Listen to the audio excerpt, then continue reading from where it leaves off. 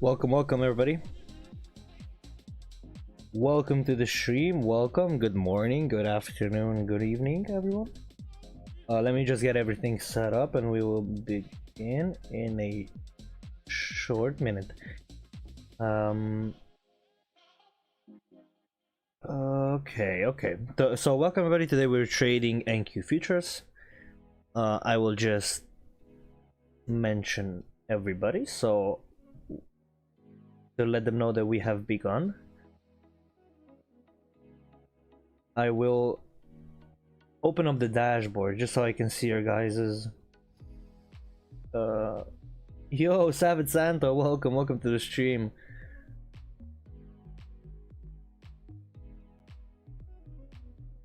Okay, so the dashboard is open, the stream health is excellent.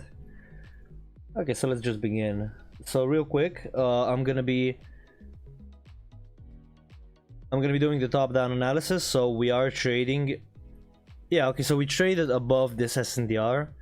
This was an hourly SNDr. We are trading into the origin of the move, which is, yo, morning anonymous, which is this. There is an MM present on the M1, which is this. So expect a push and a retracement back down when this MM is broken.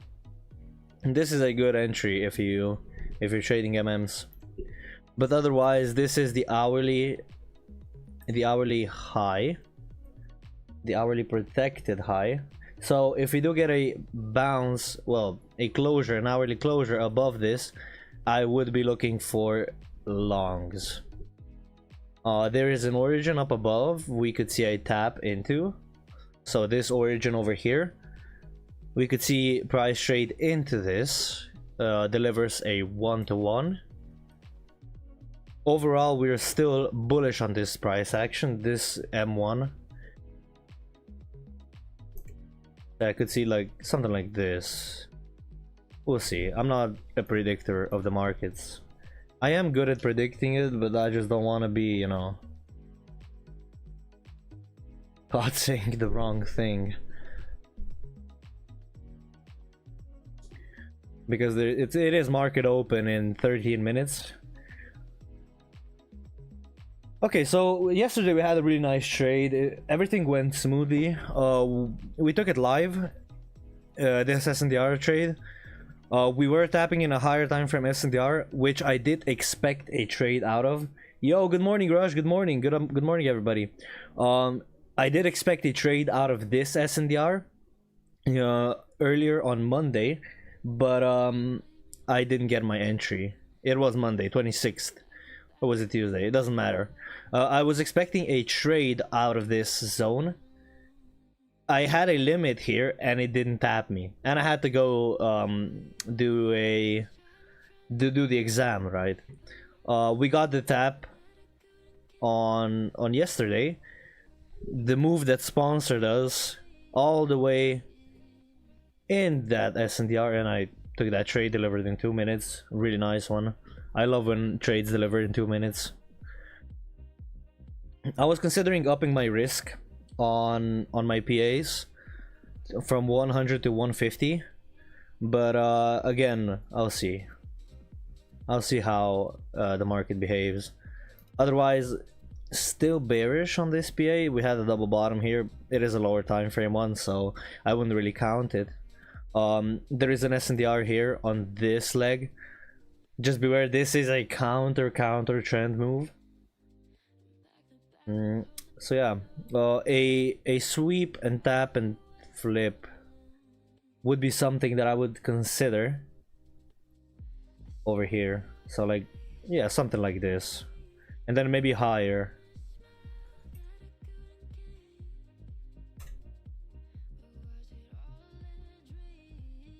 Is there an outstanding zone on the hourly? Hold on, let me check. 15 minute. Yeah, there is an SNDr down below, but this is the 4 hour. So this low that we have marked, this is the 4 hour low. Yeah, this is the 4 hour low. So we did not break the 4-hour low, this could be a higher time frame retracement, and we could still be bullish from this point, which is kind of disappointing. But yeah, we could still be bullish unless price gives us instructions that we aren't, which in that case I would be happy to take shorts. Anyway, so I sent the TDA in my free Discord. The TDA is saying that 4 hours is still bullish because no low was actually broken. 15-minute and the 1 hour are bearish. The current trend is bearish still. So I also said that I got an origin up above that I see a tap into. Otherwise, yeah, all the levels such as the SNDr, the all of the below the levels, yeah, the higher time frame swing, everything is still valid. So yeah, we're just gonna wait for market open now. We did the top down analysis. That's it, yeah. So yeah, welcome everybody. I will just post this stream on X. Yeah, just to let everyone that we started.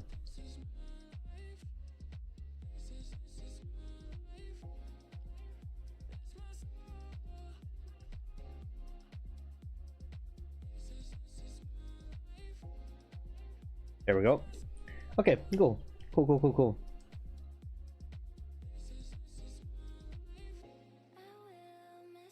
So, did you guys end up being profitable yesterday?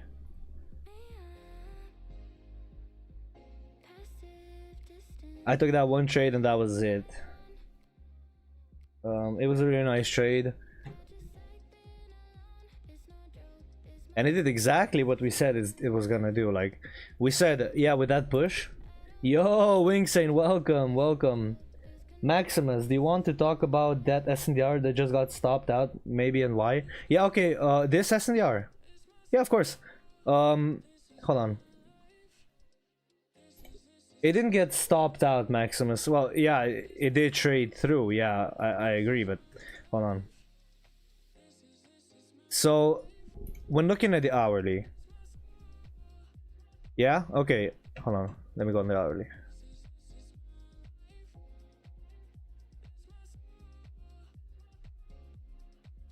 I have so much clutter. Let me just delete everything. Okay, cool. So on the hourly, we see one swing. We see, let's see, was this a validated? 2 swings? 3, was this 3? Yeah, this was, I wouldn't count this, but yeah, let's say 3 swings. Oh, yo, Tizzy, welcome. 4 swings. 5 swings. We have 5 swings. We traded below. No closure, by the way. No closure. Traded back above. Traded into this origin. Delivered a 50%. You can still have a tap from the 50% and traded lower. Okay. This is the 4-hour low. This is the 4-hour, the major swing. Look, I'll show you exactly what I mean. This is the 4-hour low. That's why it's important to do multi-time frame. Look at how this swing looks on the 4-hour. On the 4-hour, this is the protected low, not this. On the 4-hour, we're still bullish. And what were we trading from? The 4-hour supply. We were trading against the 4-hour move. The 4-hour was tapping in an origin, an unmitigated origin. The 4-hour sponsored that huge move up. This can very well deliver us a new high. My target was firstly, it was this low, and then it was this low, and then this origin. Those were my targets for, you know, bearish side of things. And also, you know, the SNDr below, but yeah. We obviously did not get that. We would have to have a closure on the higher time frame, so the 4-hour below this low, to indeed give us anything lower. But yeah, this Maximus, I know why you probably are frustrated, but this is a counter trend move. I would take this counter trend, don't get me wrong, I would take it if there was at least 3 swings coming inside the zone. Look, like this. I would take it if it was like this, and then tapping, because I see the trend has already exhausted. And there's a high possibility of us making that fourth swing, maybe reversing, and then going higher, right? I just, you know, pay attention to your swing count coming inside of the zone, because look at how this went. So this tapped this higher time frame SNDr, yeah? This tapped this higher time frame SNDr. It did not tap any levels, if I'm not mistaken. Yeah, it did not tap any levels. It traded, and then what did it do? What did it do on the 1 minute?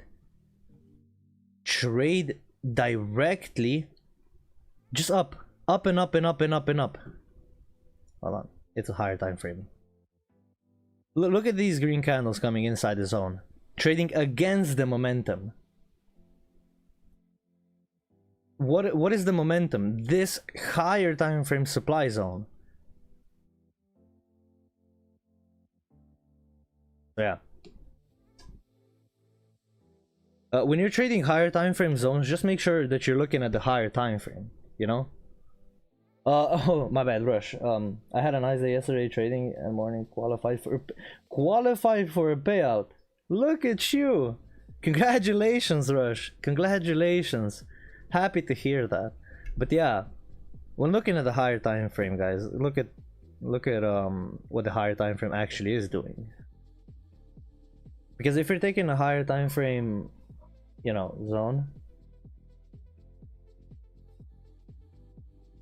Oh, I mean, okay, sure, yeah.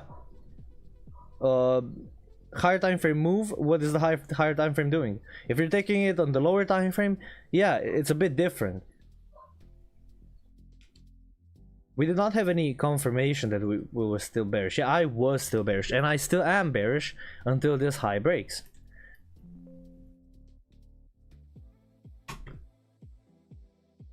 But yeah, as I said, yeah, this is, look, it's a difference when looking at higher time frame zones, right? Look, 15-minute.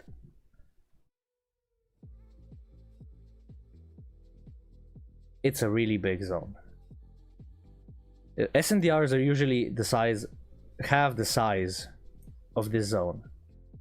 This was the second swing. Traded down. What did it do? Then trade up again. Now, this concept you might know as the V-shaped recovery. Why did it happen? Tapping into that supply area below, that origin. V-shaped recovery, coming into your zone. I was stopped out on moves like this in my own trading, like a year or two ago. Like, I know how it feels, you know, trading against the momentum. I did do that. I did that mistake. I didn't even care about how price was coming inside of my zone. I just took the trade because I thought it was, you know, a decent trade. But not all trades are decent trades. There's like a million reasons, but you know. Wait. Didn't we talk about this MM? I don't remember, but yeah, also an MM here. I know you guys don't want to pay attention to it since you weren't taught the concepts. But yeah, there was a zone mitigated multiple times. I know we had an MM here. Was it here? No, here. This was an MM sweep over here.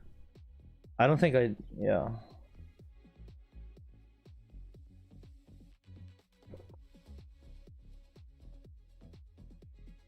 Not all SNDRs deliver though, Maximus.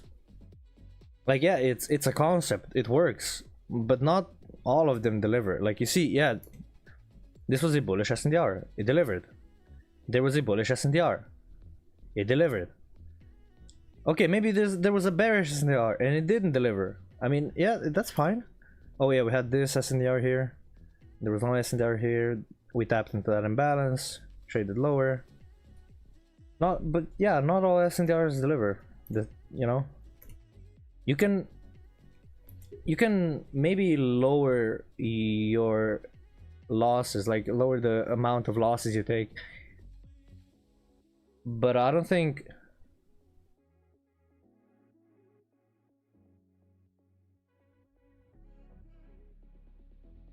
Yeah, of course. I did yesterday. I don't know who posted it in the DFX chart spam. Yeah, anonymous. I reacted with 100 emoji. Because yeah, I thought it was a nice zone. It was in a bearish PA. I didn't know what we were tapping into though. I didn't know what was below it. It was against a higher time frame origin. I feel when the SNDR and the origin overlap, they're less probable. Oh, yeah. I get what you mean. Because that would just mean that it's at the top of the range, yeah.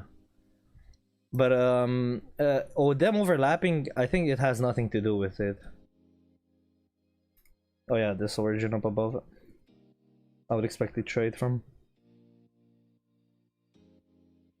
Yeah, this was a failure. I agree, Maximus. This was a failure. I reacted because the picture was sent like this.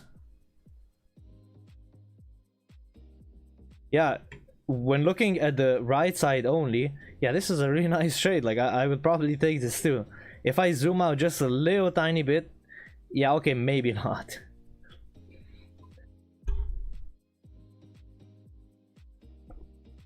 I had a quick glance. That's all I did. Yeah, I'm sorry. Yeah, it was, I would suggest you guys give me like the full picture, but still, this if it was in normal PA, I would say yeah, this is a good trade. I mean, you followed your rules. That's it. It was the second swing on the higher time frame. It was an SNDR. Yeah, it was a loss. Okay, it happens. I take losses too. I took it live. Oh, wait. It's an ultra. That means 0 sugar. It's an ultra black. It's cherry flavored. Lucky. I don't drink that sugar stuff. Anyways, market open. I didn't even realize I got so caught up yapping. Let's just count our swings. 1. Yeah, 1. Oh my god, I hate ninja sometimes. So swing number 1, swing number 2, and swing number 3, and the protected low.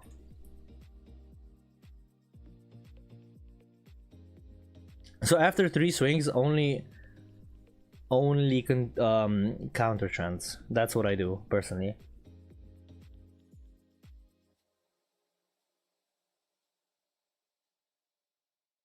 Swing to the SNDR. Yeah, I did. I did mark it out as the SNDR. But I said that it was going against higher time frame order flow too.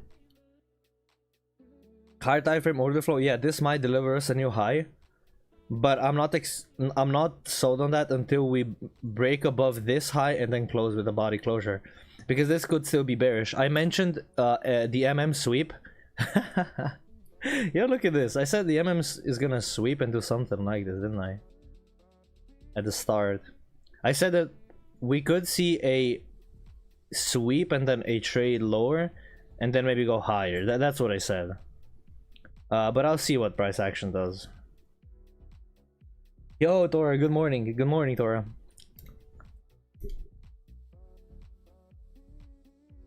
So yeah, an origin here. At the top of the range, sweeping this MM. in this order flow, yeah, this might be an SNDr, but I am not trading from it, since I'm not gonna long unless we have higher time frame trend established.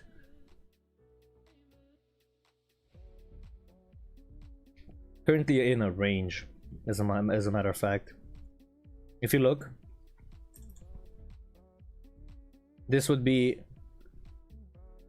bottom of the range and top of the range. So yeah, while I would be looking for longs down here, or maybe even when it comes down to the SNDr, I'm not gonna be looking for longs up here in the middle of the range, right? And same for shorts. I'm gonna be looking for shorts at the top of the range. I'm not gonna be looking for shorts right now. Like, yeah, this was a valid entry, I agree, because this is still like the protected high. You're still in bearish market structure, but after we get a closure and a trade up above, we're not in bearish structure anymore, then we're bullish, and then you're counter trending this SNDr.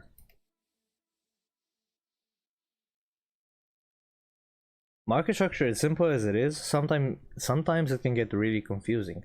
But if you just keep track of your higher time frame highs and lows, if you trail them, you're golden. Because yeah, while this is bearish PA, this is bearish order flow, it's still bullish on the higher time frame. We're still mega bullish on the higher time frame. So gotta keep that into account.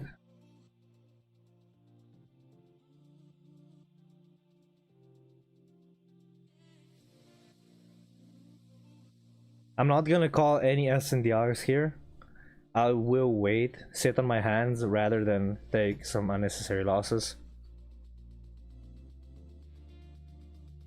Maybe on a PA, sorry, maybe on an eval I would take trades like that.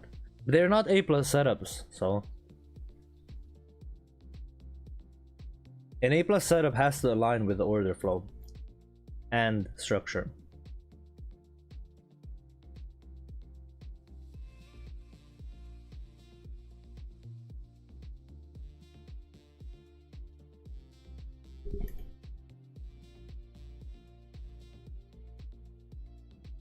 MM. By the way, a really nice sweep of the MM here. A really nice sweep.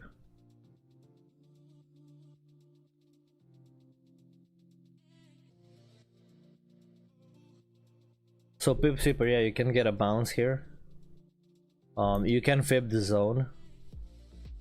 Just know where you're trading from, okay? Where you're trading from a higher time frame supply, just like here.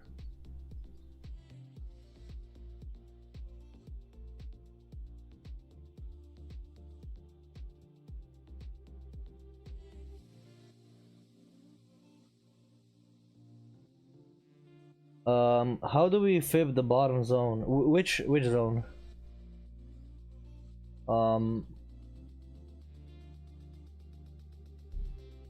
Where do you count the break of struck? Wait, which zone you mean?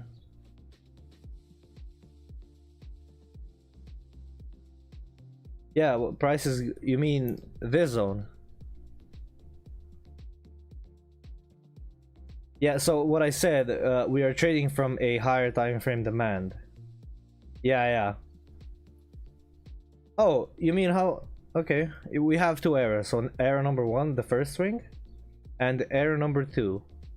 With these, wait, let me just see if there was a closure.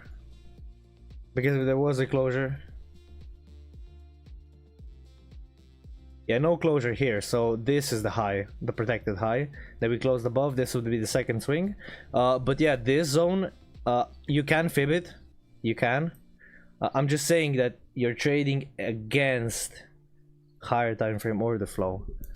There was no closure below this low, if I'm not mistaken. Like I can't see a closure. Oh yeah, there was a closure, never mind. So I would mark it like this. Then, and then this would be the second swing. I didn't see the closure. I thought there was no closure because my thingy is 2 pixels wide, right? Yeah, it's 2 pixels. Oh my god. Yeah, now it becomes more apparent. Now we can see a closure definitively. And yeah, just like we talked about yesterday, right? I count this as closure. And now this becomes the protected high once it trades below. But yeah, I saw someone say that Dave doesn't count that as closure anymore. I mean, I still do because I backtested this and it kind of works, so. Let me just save this as default. Template save, set as default.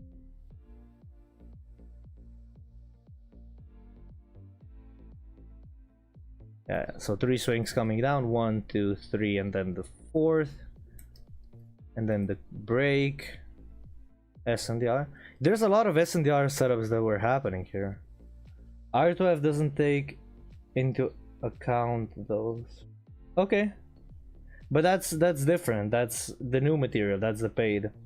Please show us again how you count what is closure. Oh yeah.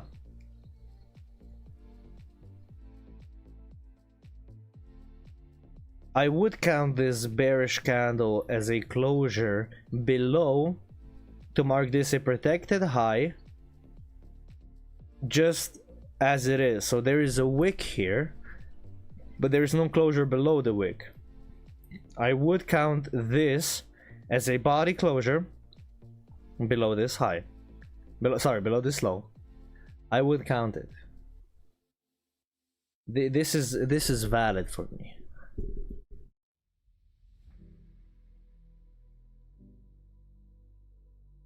Oh, look at this.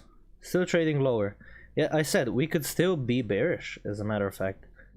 Logging this would be, you know, trying to catch a falling knife, but who am I to say, right? On 15 minute we have wicked above. Where?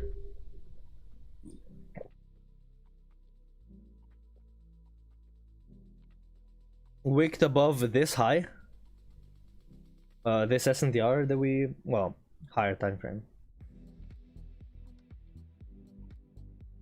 Look on the 15 minute 9:30. Okay.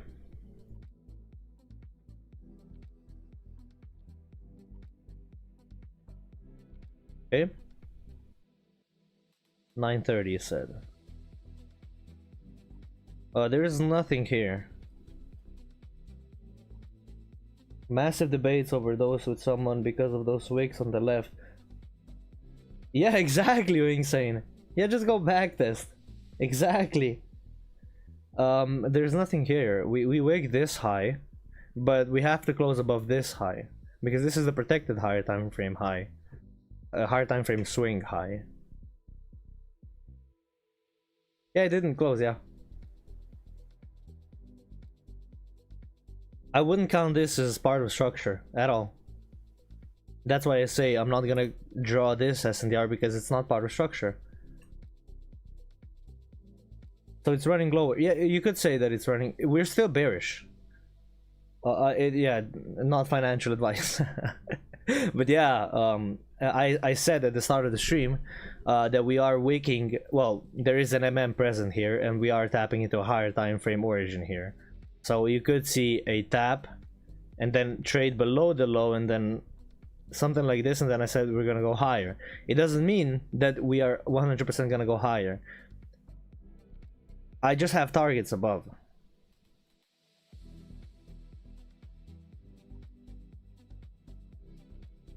And yeah, this swing is not part of structure. This is, I wouldn't count this as part of structure at all.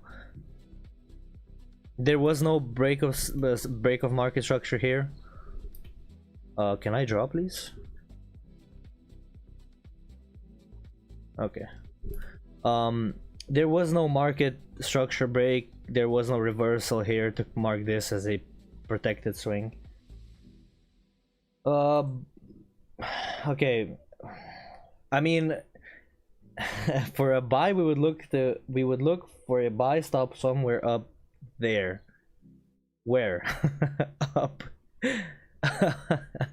Yeah, for a buy I would look lower for a buy.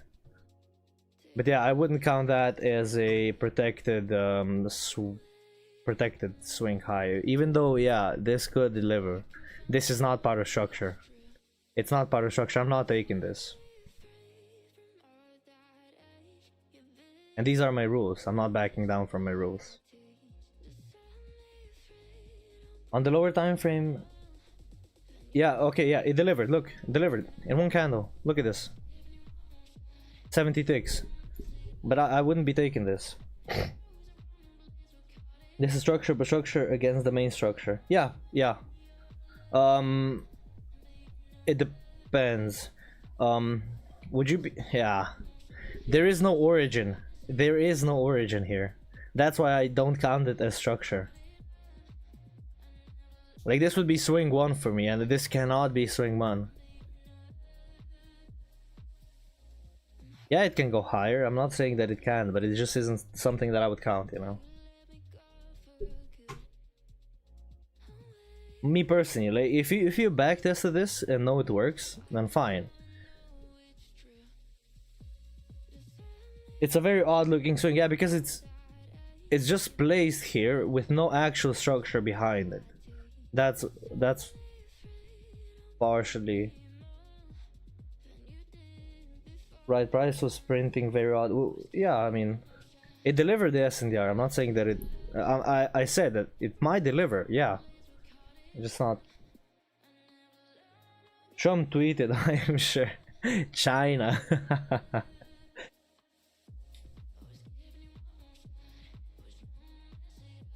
Going lower for market open. Look at this.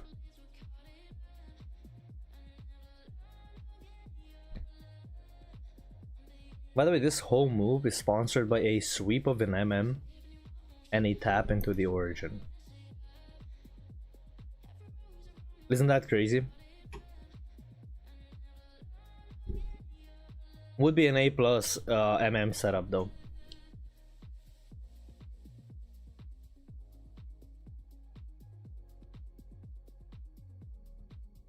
You could get a tap here, trade a little higher. Trade a little higher. Give us a retracement and then go lower again.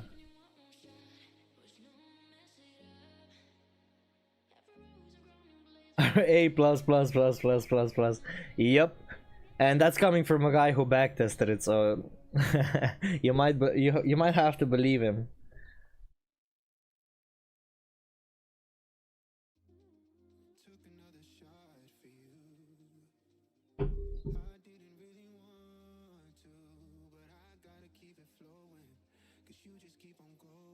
Once we do trade below this higher time frame 4-hour low and close below it, then we are bearish on the higher time frame. So 4-hour time frame. But make sure to always do your top-down analysis.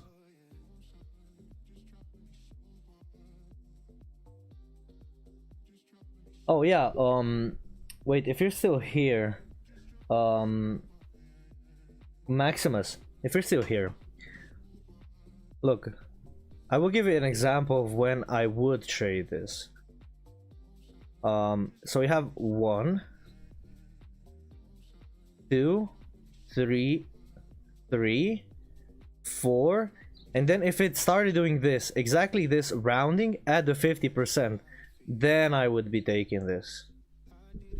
But this just went straight up. Straight up. You would see this price printing all the way to your entry, and it would be nothing but green candles. Then I would start to get a little bit nervous. You can't see this on the lower time frames because when you're trading M1, and you probably don't see this if you don't pay attention to it, but it happens the same on lower time frame. When it comes to the SNDr, most of the times it's just not just a flash crash into the zone and then a move straight out.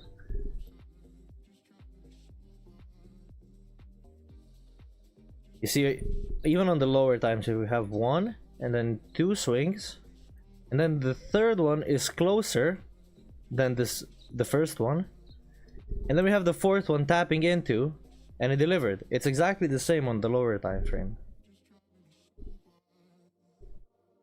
But this is just an example, you know. It still happens in the lower time frame. You just have to maybe pay attention. I'm not saying that you have to, but still, it does happen.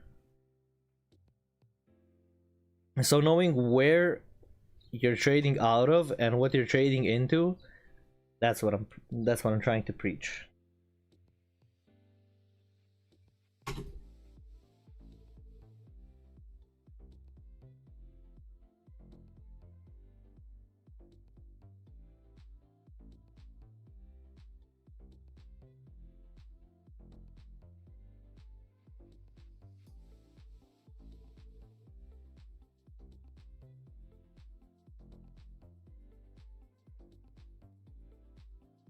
Ooh, do we have news? What was this candle? 45-point candle. No, not yet, RR, not yet. I have something in mind, but yeah, I just haven't come around to that yet. I am planning on doing that. I would really like to do it on a futures account though, because it's much better on the fills. I tried trading that account. Like, the limits are off, the TP doesn't get hit all the time. You know, I don't like the spread. Like, the spread is I don't know how forex traders can trade that, honestly. I mean, BE is really nice. If you BE, that's nice. Oh, the wicks, yeah, manipulation. Yeah, I forgot. Dave used to, yeah, say that. Oh yeah, by the way, yeah. As I said, I'm not counting this as structure.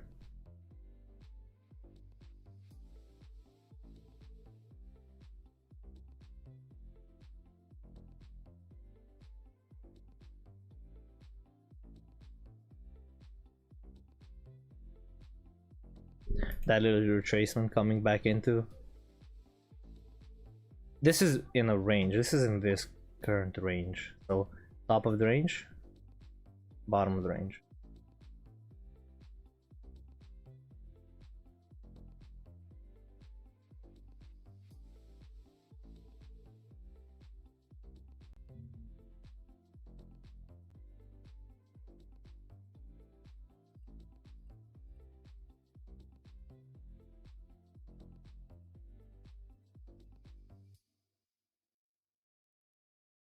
Okay, cool. So yeah, Pip Sweeper, I will get to that idea. I just have to Thursday. And I mean, it's fine. It's fine, honestly. I'm profitable for the week. I don't worry. If I don't get a trade today, I'm not bothered. Like, there is no rush. When you have the PAs, you don't rush things. You don't want to rush things.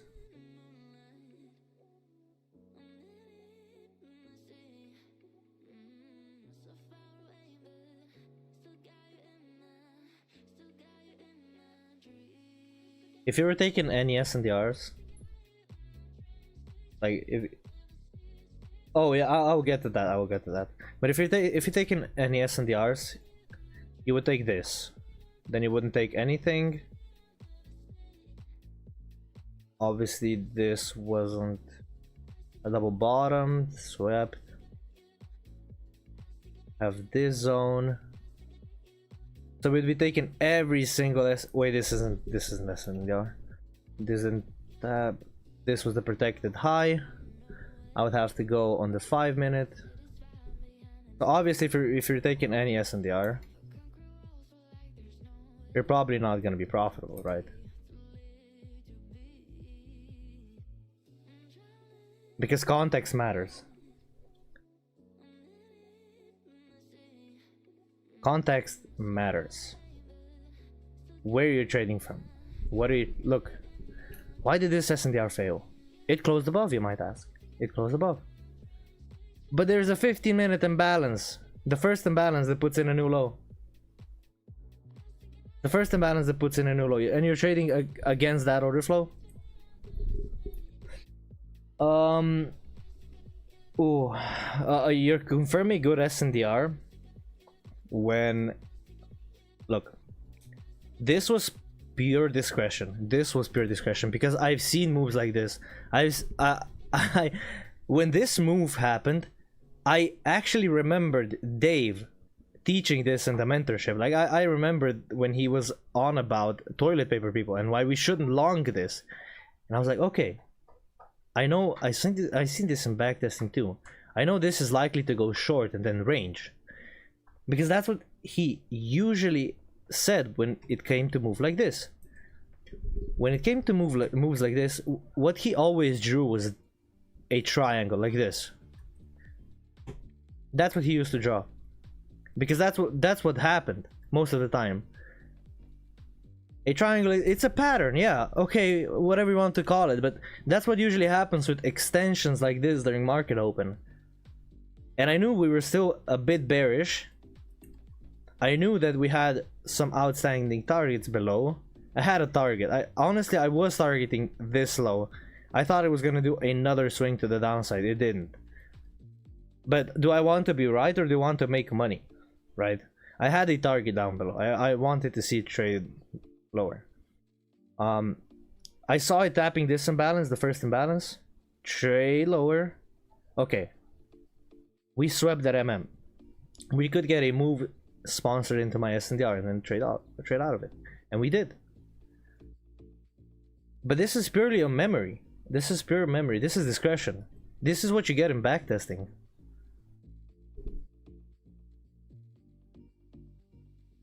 So yeah, the trade in that retracement, and then I would really like to see price go lower, honestly. Okay, there's so many. Okay, hold on.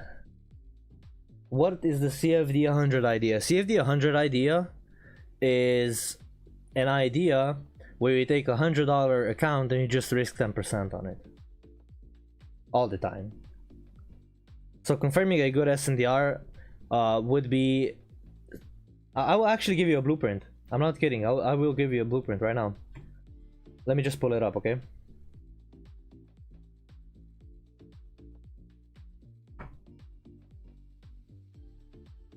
Let me pull up the rules. Where is it? Oh my god. Okay, Learning Hub. It's here. Okay.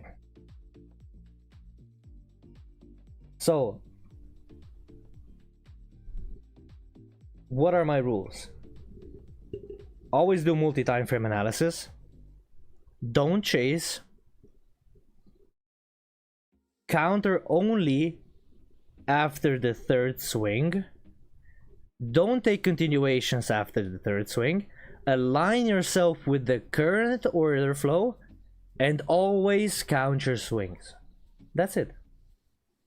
Those are my rules. That's the blueprint to a good SNDr trade.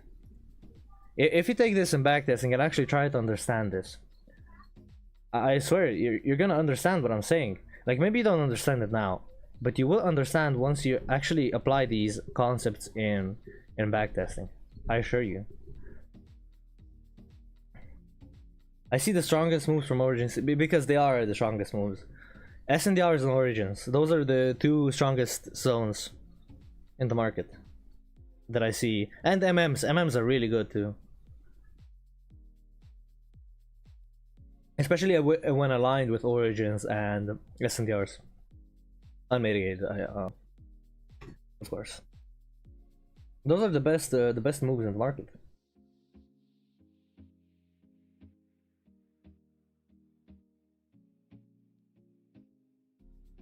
But yeah, like I said, we could have a little retracement.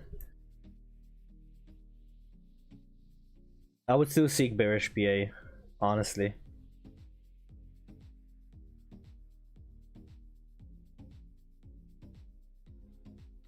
So yeah, always do your higher time frame analysis. And I will keep repeating this because it's really important.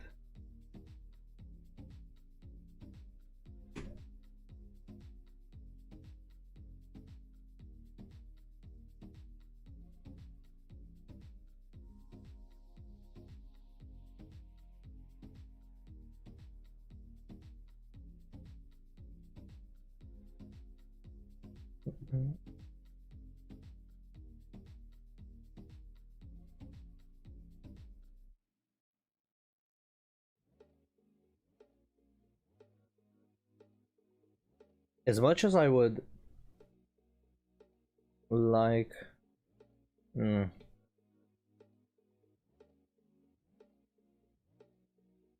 45 moving average. We're using MAs now. Lagging indicators. I mean, I guess.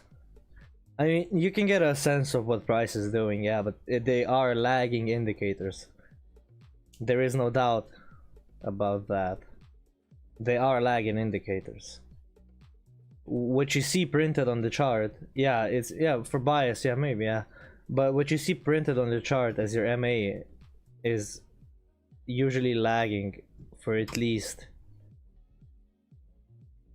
like maybe 15 minutes or 1 hour. It matters on which time frame you have it on.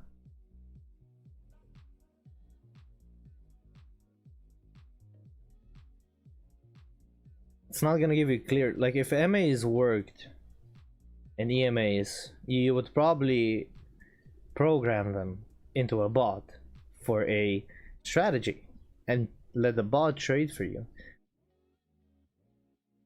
But I don't see anyone doing it profitably, so for a long term. Did you guys see on X? I don't know if you're on X. There's been these competitions with like big names in the industry. I don't know if you guys saw that. I don't know what platform it is, but I've seen Patrick Wheeland, the Weasel. Yeah, I Tradify Cup. Isn't it Tradify Cup? Maybe I should join that. Let me see.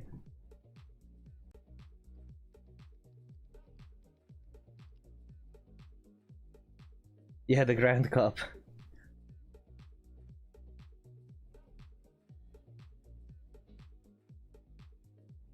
Qualifiers, duels.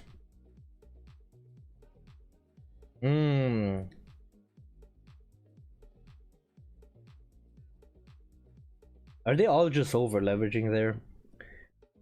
Wow, nice.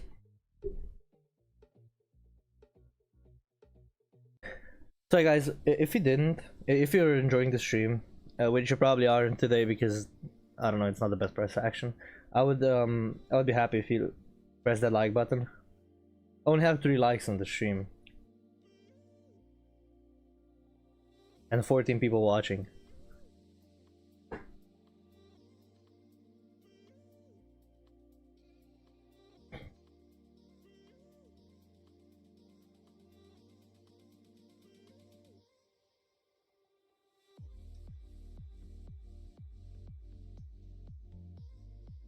So yeah, the full video on from structure all the way to SNDRs is probably gonna come out this Sunday or even on Monday.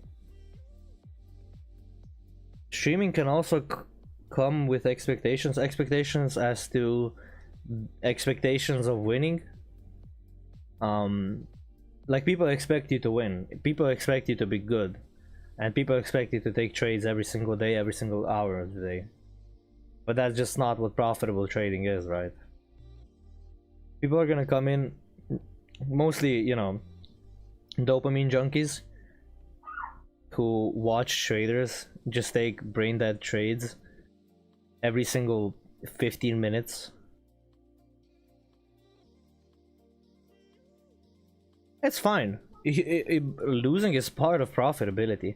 If you see any trader with 100% win rate, they're lying. Sorry to say, but they are lying. Nobody in this industry is profitable with 100% win rate. And that's just the truth.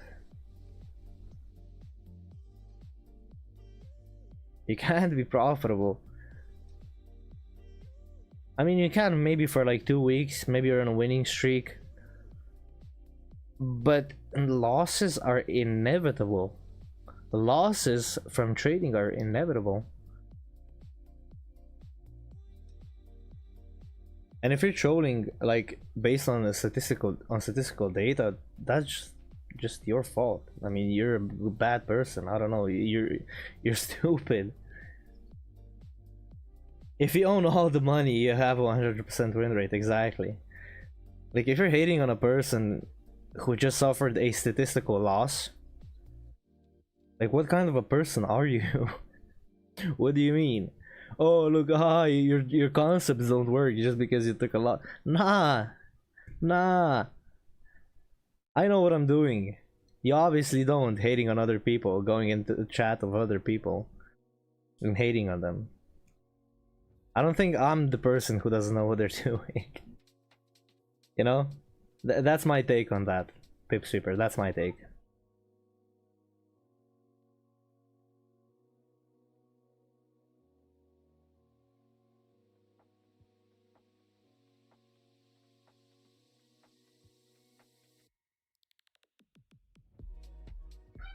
Yeah, 1, 2, 3, 4, 5 swing failure. Go down, tap this. Yeah, as I said, I would really like to see this as a retracement back into the zone and then go lower.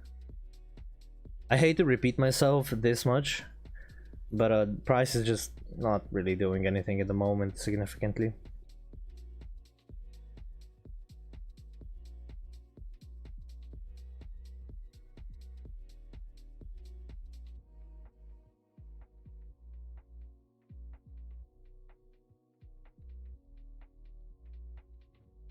Yo, Ayub, welcome, buddy. I haven't seen you in a long while.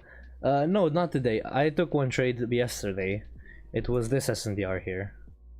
I took this. Live on stream yesterday. You can go and watch it. It was at, let me see, 1650, so 1050 a.m., 10:45 Eastern. If you want to backcheck the trade. But nah, not today. Today we've not done anything significant.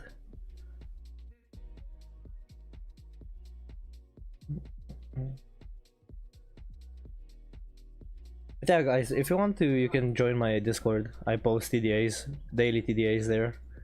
I post my executions, even when, if for example I end the stream and there's a trade happening in the PM and I take it, I will post it there. And my analysis pre-trade.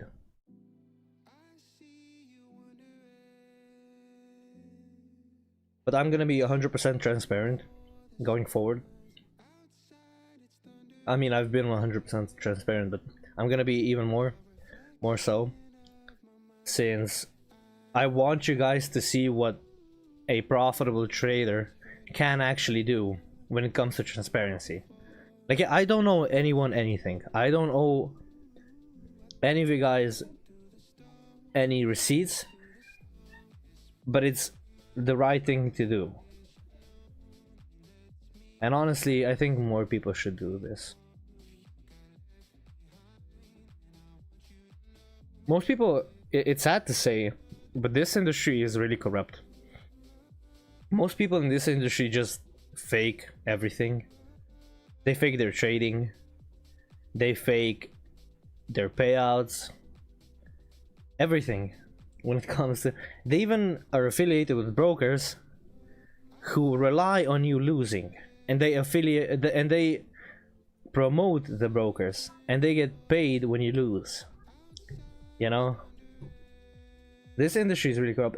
And if I want to start the topic of mentorship, right? Mentorships in trading aren't needed most of the time, especially group mentorships.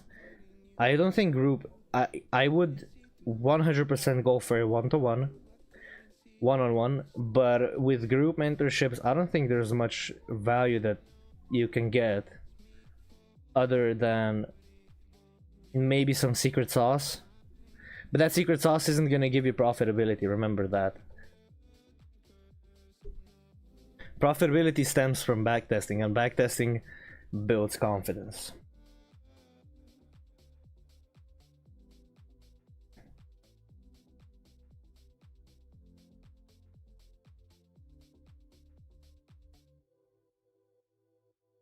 One, two, three swings on the lower time frame coming into this zone.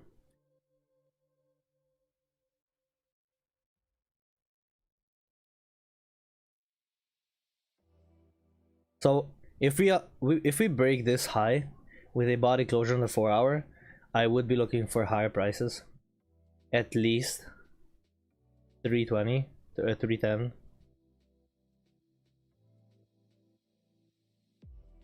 Again, not power structure.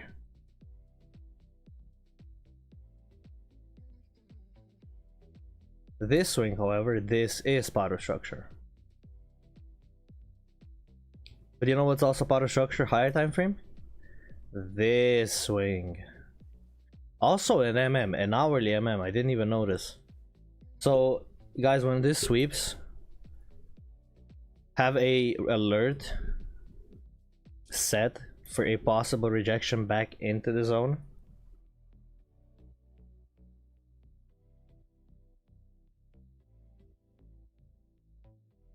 Just have an alert on 29,741, the 4 hour low.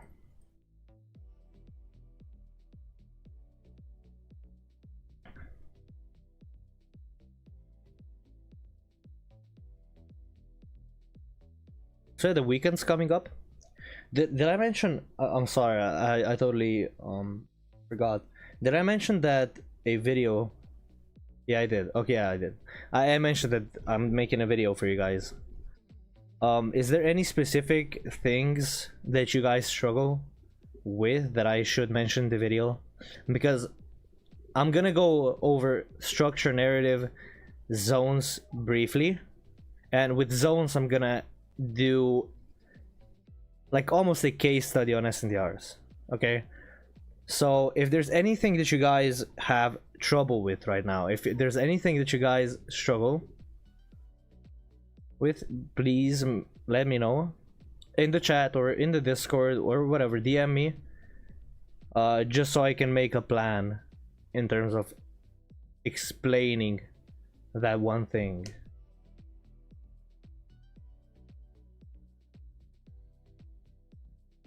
It's gonna be like a masterclass, like a 0 to hero.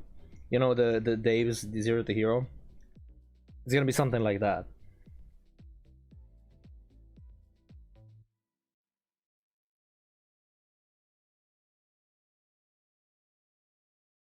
Oh, look at us pumping. We do have news. Oh, wait. Yeah, 100 points like that. I guess. God damn.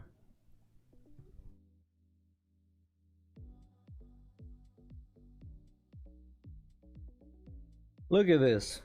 Hold on. Did Trump tweet or something?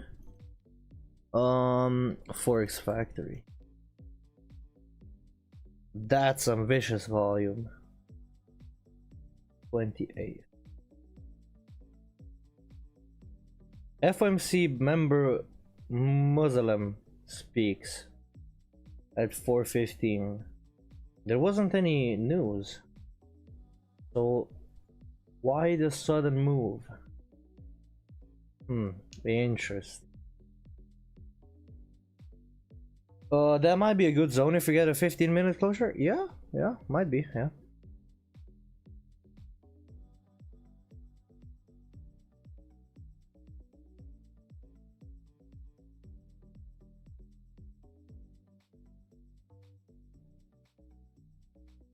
Hold on, let me see if the 15-minute is the correct one, so I'm not selling you guys on anything. Is it gonna switch to the time frame? 15. Okay, cool. Yeah, I think 15 minutes should be sufficient enough, yeah. But that's in 30 seconds. Let me see, 1 hour.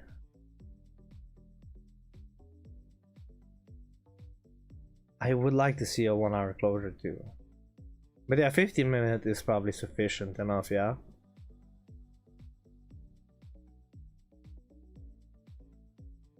In 5, 4, 3, 2, and 1, and a closure. This would be the previous swing, and this would be the flip. Okay, cool. I haven't even set up my copier yet. That's when you know you're not gonna trade anything. But damn that candle. Hold on. 120 points in a single candle. Just so you guys get a perspective on these things. This used to be a CPI candle. A CPI candle. Like, wow.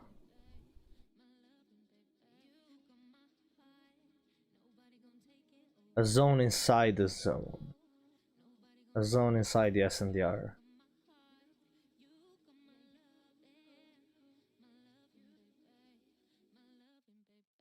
What about the 5 minute?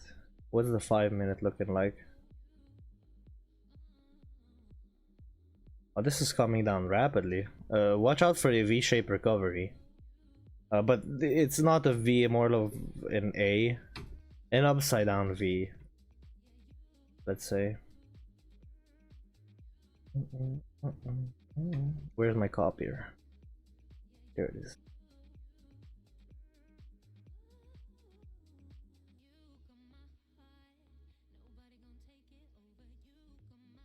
I might consider longing.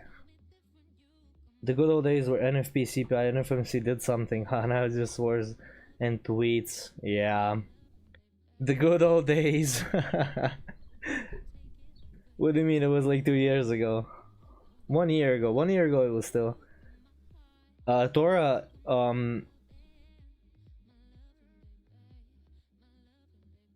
yeah. But that doesn't mean you're gonna go and long it. Because if you're asking me if it's good for a long, you're probably gonna try to take a signal, and I don't want to give you guys signals. But yeah, I as I said, I maybe will be even longing this. I'm gonna just look at the size. Yeah, okay, then it's fine. Yeah, I would say it's good for a long, yeah. And I will also say that that is not financial advice.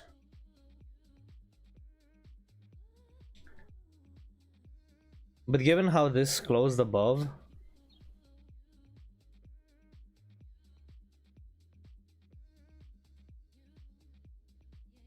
yeah, just looking at the right side, yeah, this is really nice.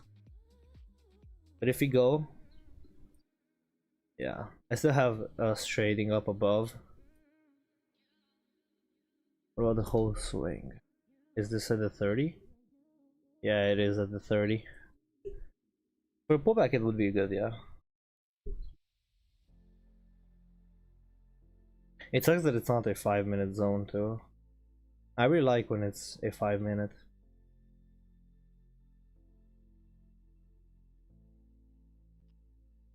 Yeah, now whenever we see a large candle, it's like, oh, they breached the ceasefire. New deal reached. Oh, what happened? US and Iran reached deal but needs Trump's final approval, officials say. So yeah, there was news. Oh, it's in air. What is this? Somebody's mad. They were in shorts. I hate these presidents so much. And somebody said weak ass shorts, they deserve to lose. But yeah, there was news. That's crazy. This candle that we just saw, yeah, it was a tweet. As a matter of fact, it was a tweet based on the war. So Wink saying exactly what you thought.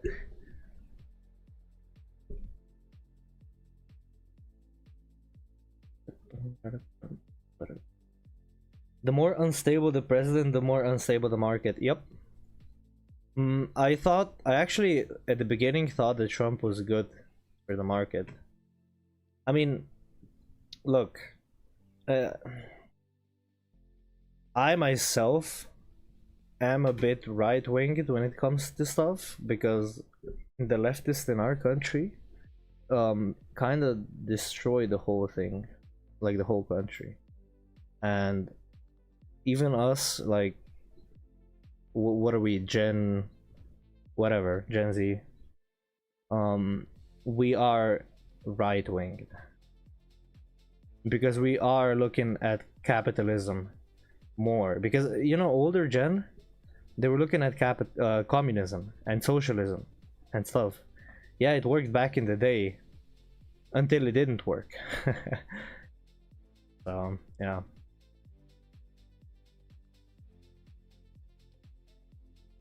I thought Trump was good until he actually started doing terrible stuff. Yeah, now it's just, yeah, exactly. He doesn't represent either wing. He's just pure ego. Ah, damn.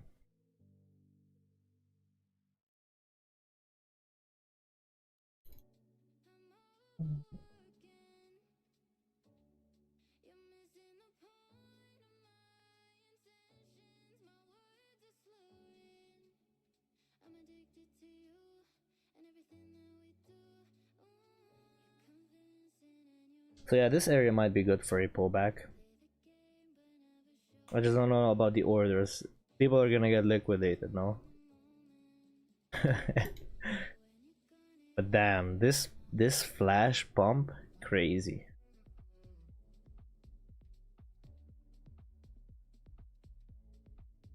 Did we or did we not close above? No, we didn't. Interesting now, interesting. It gets interesting.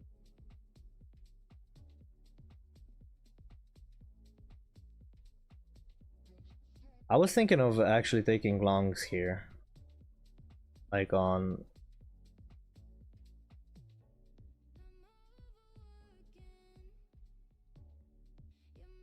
Let me just calculate.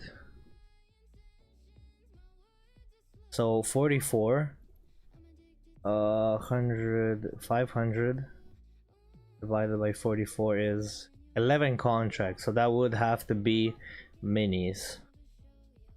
Let me see how it looks on the minis.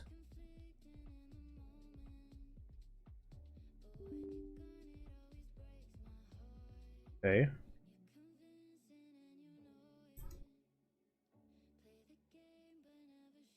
Is it the same risk?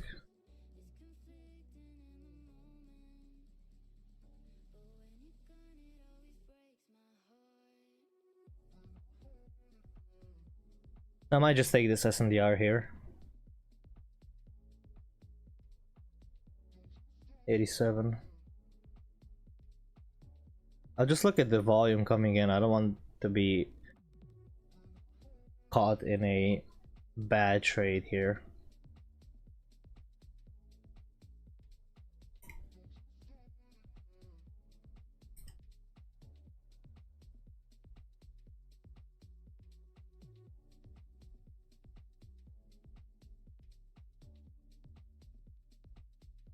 Trade from fine.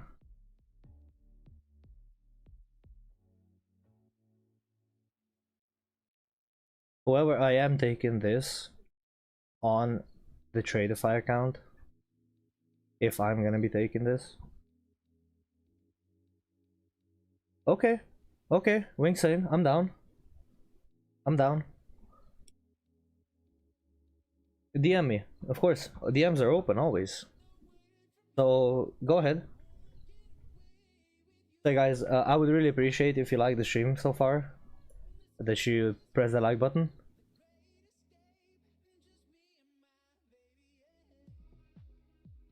Yeah, this looks good so far, honestly.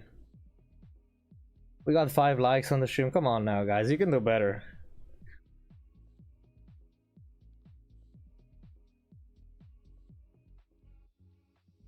But Wingson, you have to understand, yeah, Marshall knows DTFX in and out, but he is trading PB strat at the moment. The Patty and Blake ICT stuff. So, yeah. Wait, what is the risk here? This looks good so far. Yeah, 404. Yeah, 435. Not that bad, honestly.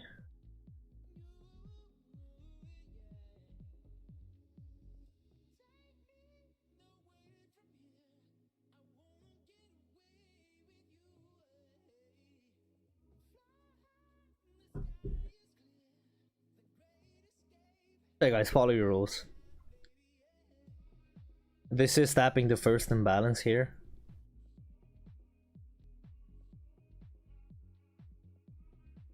The 50 is at, yeah, like at the SNDr.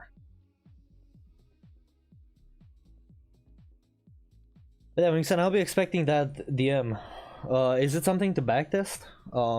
Because yeah, sure. If I'm gonna have time over the weekend, if I'm not gonna be too busy with the videos, I will definitely check it out and we'll do a extensive backtesting if it's interesting. If it's not, then I guess not. 1, 2, 3, 4. Okay.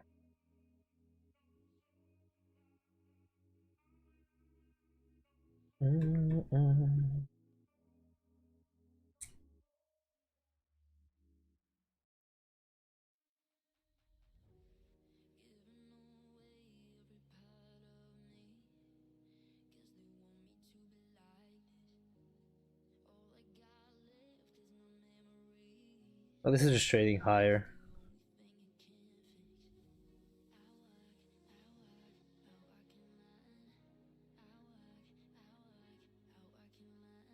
This is good because if it does trade higher, we have this sweep, which is really nice, honestly. Okay, so not Marshall, but yeah, we can. Yeah, backtesting one message after the live, just multitasking here. Yeah, Wingston, I'll be down. I'd be down to try new things. But is it incorporating DTFX or is it like something outside of DTFX?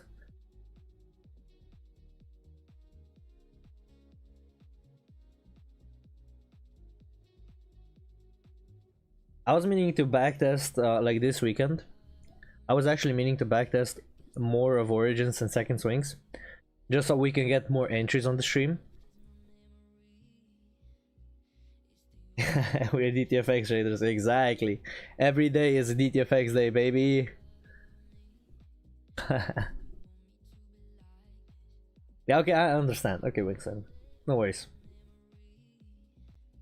I was thinking about joining the Grand Crop, but I see that it's not open anymore.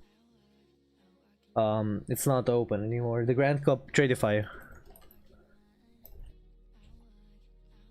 I can just go on the 5-second and just, you know, pump out entries.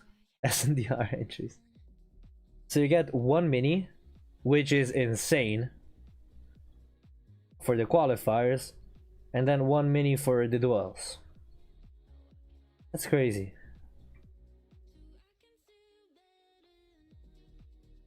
And you get money. Is it only for influencers? Top 1000 traders. Okay, grand award if you win 200k. Oh, that's crazy. So yeah, this I would be looking for this trade down below.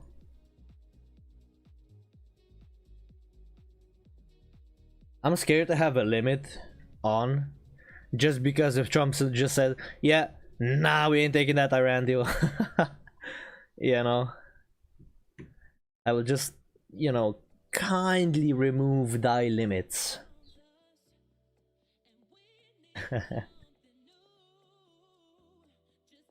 imagine just, you know. Yeah, so we heard that Iran has a peace offering. Yeah, we're going to war, and then it just goes bam, 1,000 points down. In your accounts? Yeah, no longer your accounts. Yeah, you know, the limits are good just as long as there's no news or, you know, inevitable stuff happening. If there's news and you have your limit down, that's bad practice, because that news can just go pop, plop, take you out for negative 3 hour, even though you risk 1 hour. This would be the BOS for 2.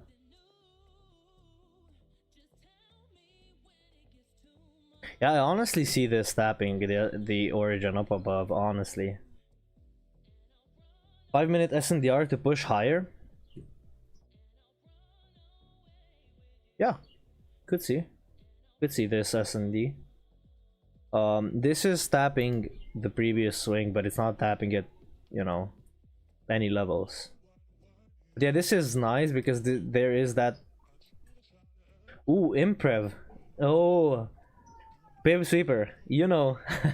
You know imprev. This is imprev forming. It's a DTFX concept, by the way.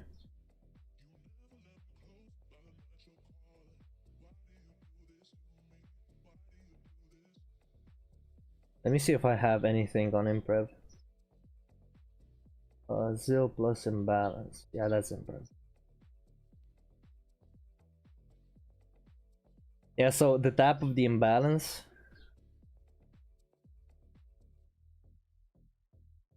And then you push out of it, and then you can get an entry into the other direction, if I'm not mistaken.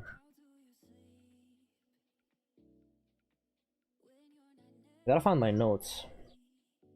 No, I haven't tested Sibit. I tested imprev and I tested Zil. I tested MMs. I tested GZ. I haven't tested Sibit. Oh yeah, Sibit is like a fractal. It's a fractal that you take, almost like an SNDr. I know Sibit, yeah. I saw people trading Sibit. Let me find something, hold on.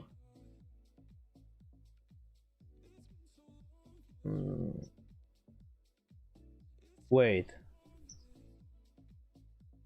Yeah, R2F.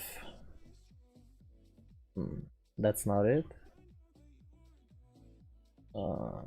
I did have something, you know, to determine which trader you are, but I can't seem to find it.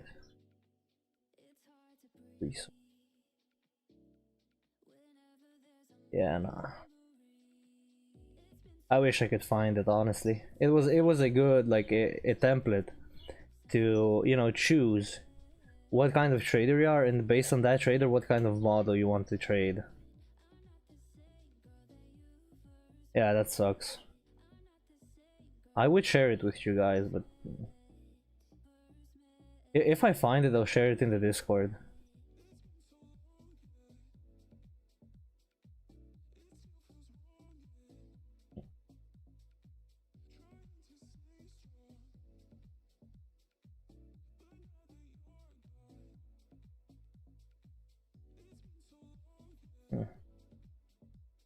I could swear I had it posted in my free disc, like in a Discord, that I have it just for, you know, data and stuff.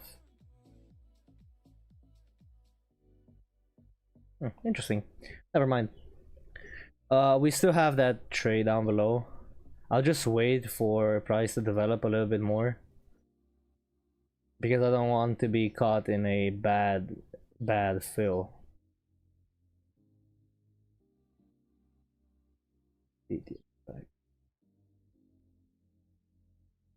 So many channels to sift through. Oh my god. Welcome everybody. Good morning, good afternoon, good evening, wherever you are.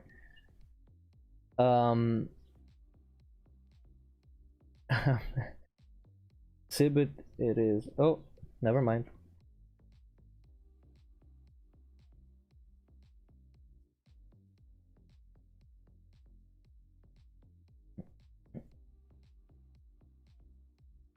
So, hey guys, make sure to backtest over the weekend just to know where you are with your trading. It's really helpful, the backtesting stuff. So I have a template that you can use in the free Discord that you know, you can just copy, like duplicate, and then use it. It's on Notion. I know a lot of you guys may not know what that platform is. It's a really good platform just to journal. It's like a free database almost.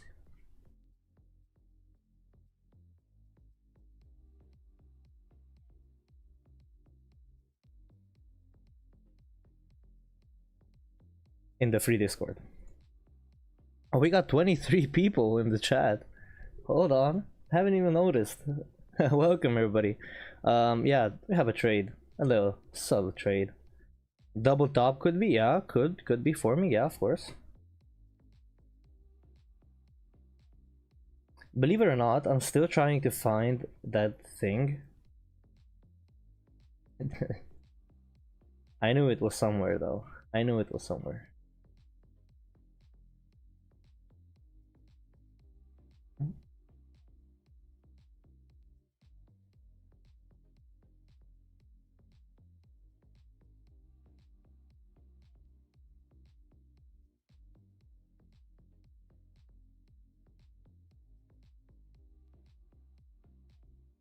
Yeah, so a little humble 87 tick trade.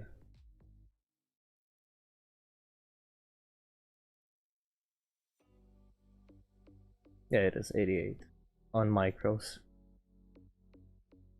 But still, this could still go higher and then drop lower. Otherwise, yeah, it is a double top forming.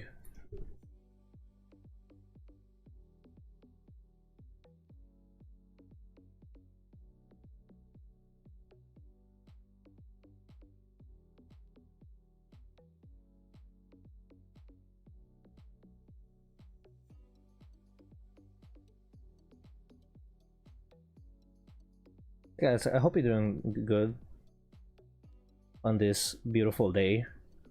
Beautiful Thursday day.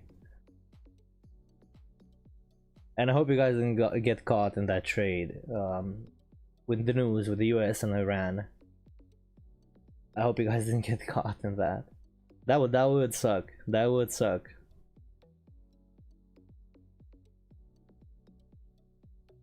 And for material, it isn't here.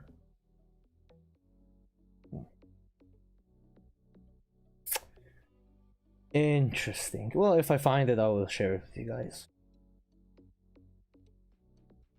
And it's not, you know, waste time. Let's go back to the market.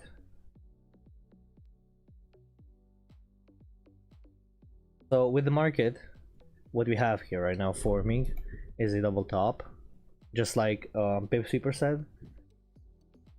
If it does come down, it would be sweeping the first low. We have it trade back into the range and then lower. The protected low on the 1 minute, oh sorry, on the 5 minute would be this, which is 29,920. That would be the protected low. And the origin of the move is already mitigated. So, which you could see if price eventually turned bearish. Trade, tap from the unmitigated origin, tap back into the range, and then lower. That's just discretion. That's just something to keep an eye on in backtesting. You know, you see, most of these moves are sponsored by zones. And I mean, like 90% of the zones are sponsored by, sorry, 90% of the moves are sponsored by zones. And that's just how it is. Everything is sponsored by something. You know, the market isn't just moving randomly, it's moving from supply to demand to supply, and from zone to zone, from mm to mm. You just gotta find your edge. And that edge might be an SNDr, that edge might be an MM, that edge might be an origin or the second swing. It doesn't matter what your edge is. It matters that you trade it profitably and consistently with the same set of rules all of the time.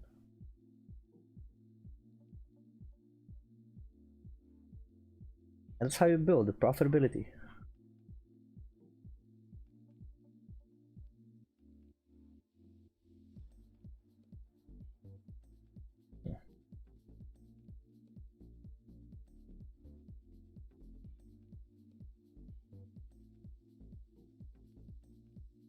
Yeah. If you guys have any questions regarding the current market structure, make sure to ask. I'm here only for a limited time. You're not here you're not here to listen to me yap.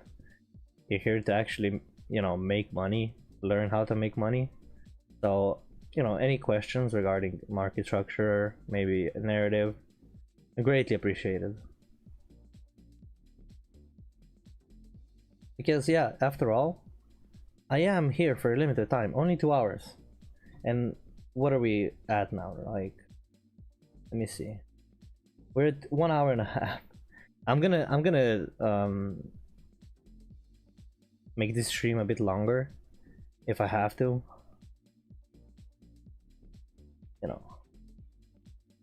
Yeah, I can't help you guys if you don't want to be helped, if you don't want to learn.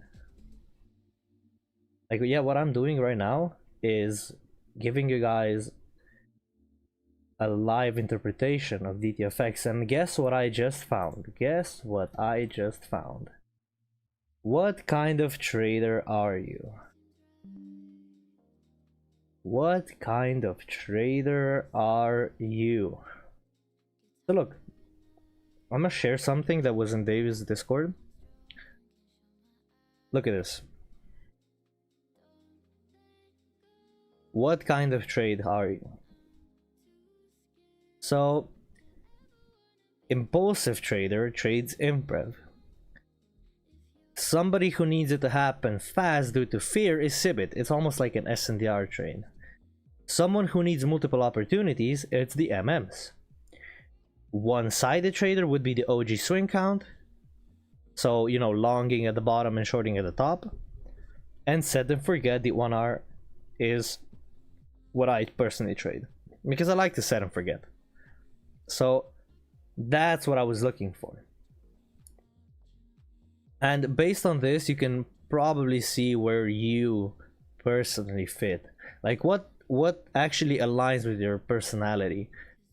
Because I know for a fact that my personality does not like to hold trades for 1 hour, 2 hours. I don't like holding trades for 2 hours. I'm gonna be honest. Look, it's disgusting. I don't like it. That's why I choose the SNDr, and I backtested the SNDr. I know that it's profitable. I've been trading it consistently, and that's it. That's the end of the story. And I'm probably gonna end up trading more than just the SNDr. It's just gonna take a little while because I have to, I have to backtest the whole thing again. Whenever I'm implementing a concept or something on my accounts, I always make sure to first backtest a shit ton of it. For example, 300 to 600 entries. Then I go and forward test it. On sim, not on an eval or PA, I forward test on sim. Then I go and buy an eval and trade it on the eval. I first have to make sure that it works. I can't give you guys something, or I can't give myself the permission to trade something that simply just isn't a good thing to trade, that isn't profitable, Why would you be trading something that isn't profitable? If I tell you, yo, trade the SNDr, are you gonna believe me and trade the SNDr, or are you gonna go and backtesting, take me for a liar, and prove it to yourself? you can first go into the markets and see forward, you know, just go past couple of days. What kind of SNDRs deliver? Did the SNDR even deliver? SNDRs that were part of structure, did they deliver? SNDRs that were part of the order flow, did they deliver? Okay, they maybe did, they maybe didn't. Okay, let's go into backtesting. And in backtesting, you're gonna see if you're consistent with the, you know, choosing of the SNDR. If you take the same SNDR, the same looking SNDRs all of the time, you're probably gonna be profitable with it. You're gonna be, if consistency in the markets is key. So what do I mean by the same looking SNDRs? The same looking SNDRs is exactly this. In a trend going down on the M1, we see the second swing and the SNDR. Both the smaller one, the Cibit one, and the bigger one delivered. Both of them. And how much did they deliver? Yeah, both delivered more than 1 R. And you can then keep track of your Rs. How many Rs did it deliver? How many Rs did that SNDR deliver? That SNDR deliver? And based on that data, you can then make a decision. Okay, how many Rs am I gonna take? Not only that, you can also incorporate ZIL. I will give you guys, I don't know if it's up on YouTube by Dave. I don't know if it was posted by Dave, but I will give you this because it's such a good tool to risk less to make more, that I don't know. Of course, Ayub, I can tell you my risk management. I'm not saying that you should copy it, but I'm gonna give you the exact risk parameters that I use. So, if we go on to Paint, and if we have a 50k account, for a 50k account, what I do is risk 1% on an eval. 1% of the whole account, which is $500. On an eval, I would risk $500. I would risk. On a PA, I would risk 0.2% to 0.5. So that means $100 to $250. That's my ideal risk range on a PA account. But on an eval, this is my go-to risk. Because I know on an eval, it's either, you know, I don't want it to take that long. And now an eval's got time limits and stuff. You actually have to pass them in a specific time window. And I just don't like that. Like, I mean, you're just gonna have to risk more or take more entries. But yeah, $500 on a 50k account, that's what I risk. Even though it means, yeah, I can blow that in 5 trades. In 5 trades, this account's gone. Yeah, I was just getting to that, yeah. It's not 1%, yeah, it's 25%. Now, it's 20%, by the way. On a 50k account, you have $2,500 in risk that you can take. Yeah, I used to take $100 of risk, $200 on my evals. Yeah, I mean, you can. Nobody's saying that you can't. That's what I do. It isn't 1%, it's 20. It means that if I take 5 losing trades in a row, I will blow the account. That means also trailing and everything comes into account, of course. But if I take 5 losing trades, I will blow the account. On a PA, however, I would have to take... First of all, I start off with 100, always.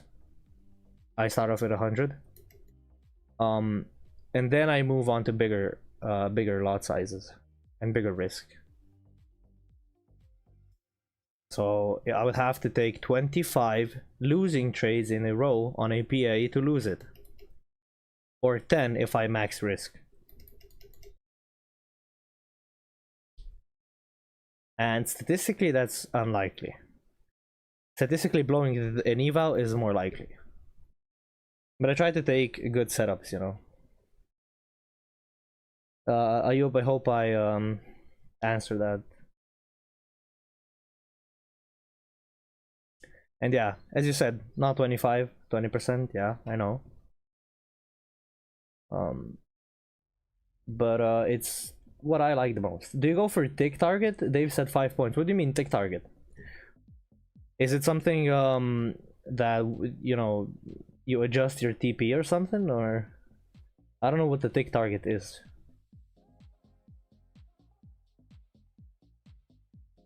Oh, if I target ticks. Oh, nah. It's not that, no. It's the zone is like how if you measure the zone, right, with the R tool, how many ticks the zone is, that's your risk.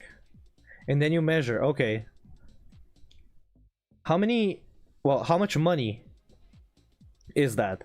Okay, $435. Well, it would be $43 on the micros. Only took 5, yeah, with 5 minis. You know how much that is, the 5 minis? You know how much money? 5 points on 5 minis is a lot of money. $2,000 per trade, yeah. But what if you took that trade on 5 accounts with 1 mini? 5 points. But not actually having a set point target is really dumb. Like, I'm sorry, but that's just really dumb. A set point target, you can't have that, because if you have a set point target, your R is gonna be messed up. If you have your risk behind the zone,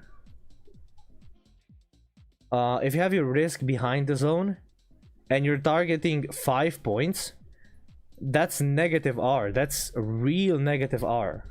Yeah, you can scalp little rejections for 5 points, but what if it goes the other way and stops you out, you know? Like, yeah, that's called hyper scalping. That's just not something I would do personally. You know, Tora?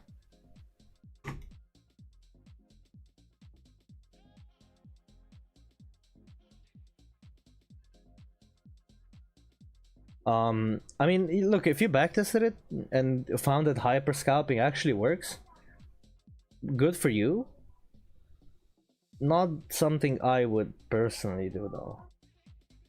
I know C-Pope did that with no stop loss, and that's a big problem because a stop loss is really important. You always have to have a stop loss. And targeting 5 points, yeah, I mean, you can. I'm not saying you can't. Just make sure you do it wisely, you know? But yeah, trading the 5 second, the zones are a lot different. Trading the 5 second is faster, like everything's moving faster and the zones are smaller, and you can actually do 5 minis on the 5 second. Because if I was trading the 5 second, like, you would be taking smaller zones. Let me see. I wouldn't be taking any of this, but yeah. Look, if you take the reversal here, the 5 second reversal, if you actually take the 1 minute zone and put a fib on it and see how big that was, yeah, that's still too big, even on the 5 second. The volatility's changed now. Oh yeah, Tora, trust me, I watched them. I watched a case study on candles, which is a 5-hour long video. You probably know which video I'm talking about. And yeah, I was there. I was there when he made $130,000 in a day. Something along those lines. on futures. They're trading the 5-second.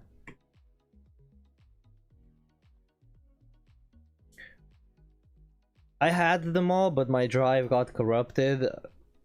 I accidentally formatted the drive, but it doesn't matter. The drive got corrupted, okay? And yeah, the rest is history. This is failing to go higher. You could see a closure here. I wouldn't take any SNDr taking going higher. Yeah, Tora. I mean, look. I think if you go on YouTube, right? If you go on YouTube and search up DTFX, the second. Oh yeah, that's me, and that's Dave. And then you have free Forex courses posting the Masterclass 2.0. Yeah. The whole thing.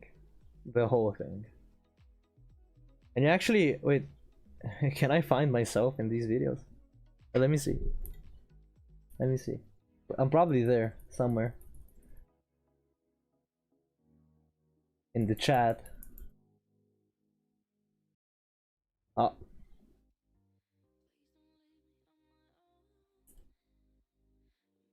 Yeah, these videos. I think you know the videos that I'm talking about, right?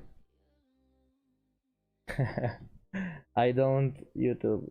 I keep 3 copies, both level 1 and level 2. What do you mean level 1 and level 2? Oh, ouch. My bad for anyone with headphones.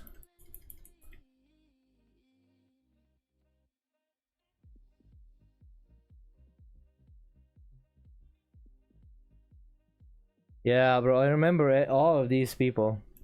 But yeah, it's all on YouTube for free. Like, people just have to watch it. Like, it's everything is here. Somebody posted it. Like, I don't know. The second thing that you look, if you go DTFX, that's literally. Wait, where is it now? It was here. I swear. But yeah, it was the first thing that popped up. DTFX, they teach us Forex. It's all on YouTube. Let me see if I can find anything significant. Oh my god.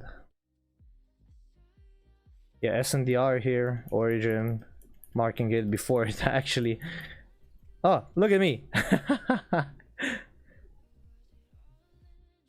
Yeah, I told someone to buy the bundle. That's me, Ziga. I just wanted to see that. It's so nostalgic. He was mentioning ProCharge a lot. Yeah, ProCharge is crazy. But let me tell you something. Blue Horse, the guy from the videos and the X, isn't even trading DTFX at all. That's something that should be public knowledge, because he was posting Blue Horse, well, praising Blue Horse. ProCharge is still there. We had C-Pope, which was the biggest fraud the world has ever seen. He had multiple like what were the sim accounts. Yeah, multiple sim accounts. Oh, look at this, creating the double top. He had 50 sim accounts. Yeah, we were all like, whoa, this guy's making 100,000 when the market's already, well, the market just opened and he's already up 50 bands. Wow. And all he had was a copier copying to 50 accounts, and he was posting screenshots, right? He was posting screenshots of his accounts, like these huge screenshots. You had them. You were just scrolling the thousands. And what he was doing, right, with the videos, well, with the trading, he was marking out a 30, 50, 70 and just buying on those levels. Yeah, Blue Horse fell out with Dave. Yeah, okay, I don't go through all that drama, honestly. I don't like drama. Like, I'm gonna do my thing. I'll leave the drama to other people. Let them, you know, let them. The last thing from Blue Horse, Project Hex. Okay. Yeah, but Blue Horse knows how to trade. I'm gonna just say that Blue Horse is an incredible good, incredible trader. He knows what he's doing.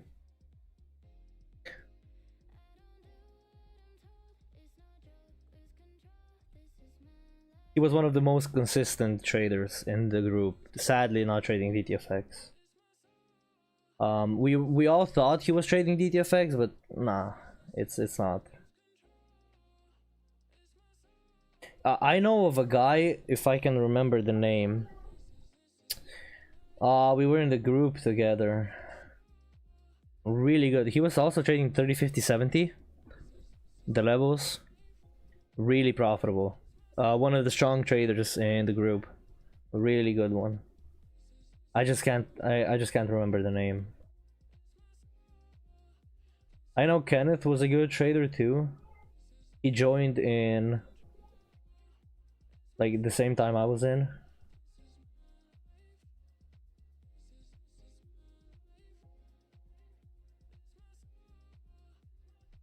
That's crazy. Oh, Shaz, yeah. I don't know if you guys know the names, but yeah, Shaz. Honestly, wonder why he stopped or changed. Wink saying, I don't know who you're talking about, but if it's Blue Horse, I don't think he ever traded DTFX. Shaz, yeah, Shaz was like an inspiration to me, honestly. I have a folder named Shaz entries, so you know that it's something.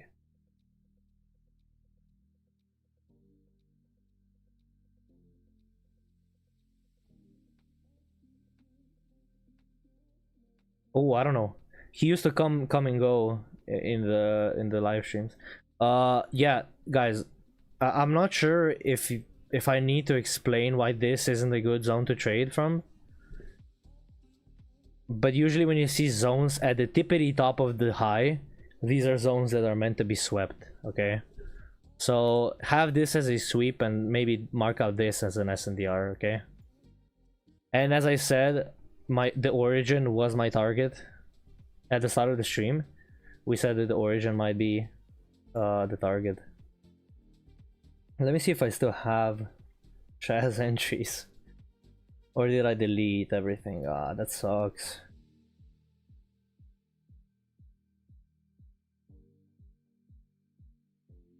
Well, it wasn't a a purposeful delete per se. It was more of an accidental format of that. It was all of the trading things that I had on that drive. I was creating like a Linux dual boot thingy, and what happened was I accidentally chose the wrong drive and it just boop, bye bye. No more. Now I'm stuck.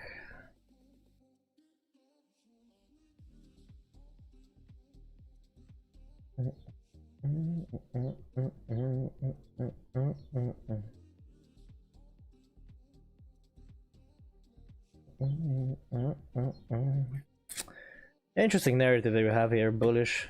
I was bearish until we broke that high, remember? I was bearish. I have done that before. It happens, you know, just, you know. Like, but what can you do about it, right? There's nothing you can do about it. I have so many screenshots of trades. It's insane, honestly. Like when I'm going through my screenshots, you know, Windows automatically saves every screenshot that you take. If you use Windows Shift S or the snipping tool. It's interesting because there's so many trades. Let me see this one. Yeah, the origin. I was risking 300 here. And it was this, the big one. The big boy. So many trades, I tell you. Oh yeah, I might have the ZIL here, as a matter of fact. The ZIL trades. Oh, no, that's the 1-to-1. That's 2024. That's after I stopped streaming. Yeah. We have the ZIL here. Yeah, I would comment on the market, guys, but as you see, there's nothing. We are trading into that origin up above. I can draw a fib on it for you guys, but that's all that I see.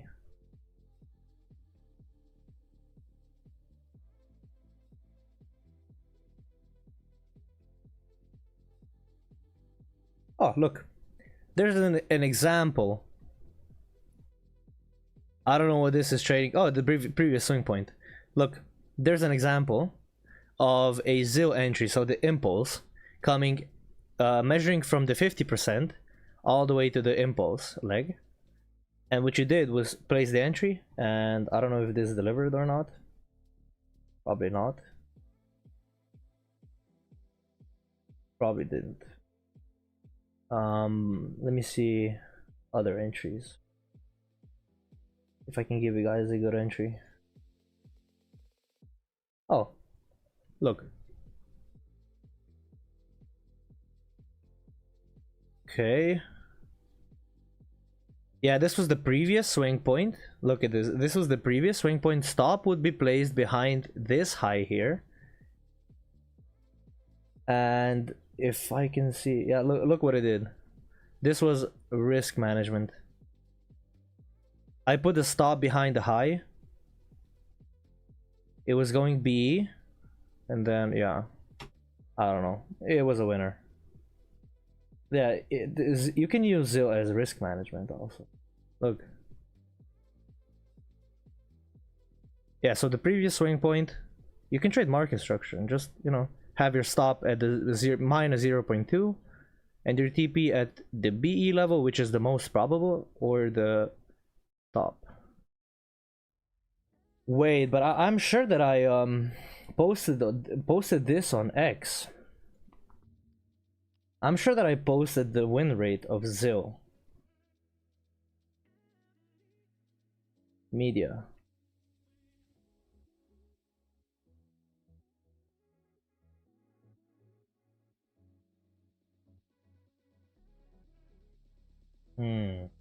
Interesting.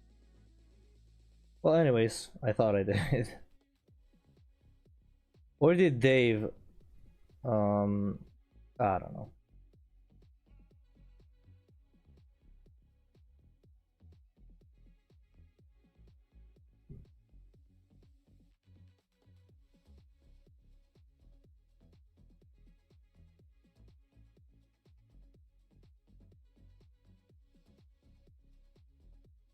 Maybe I reposted it. It doesn't matter.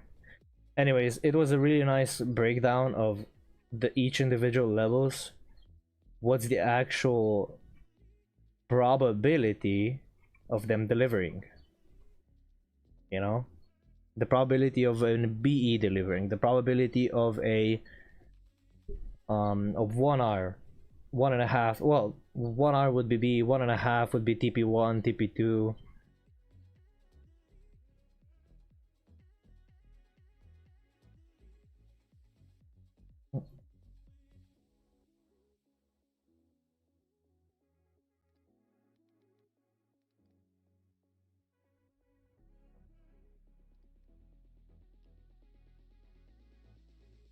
Have you ever tested using the 70% as the entry? No, I haven't actually. Which is odd. I should.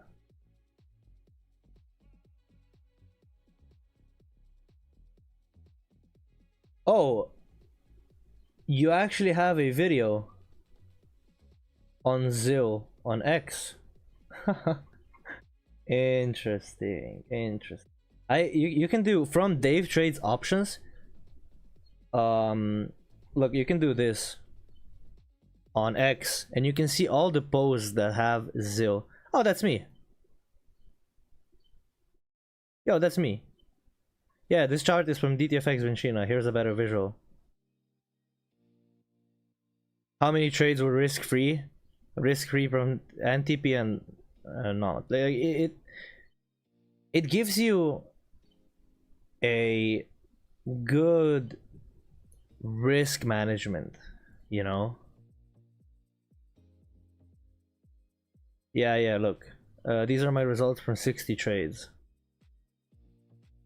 The zone selection could have been better, but yeah, this is actually really good.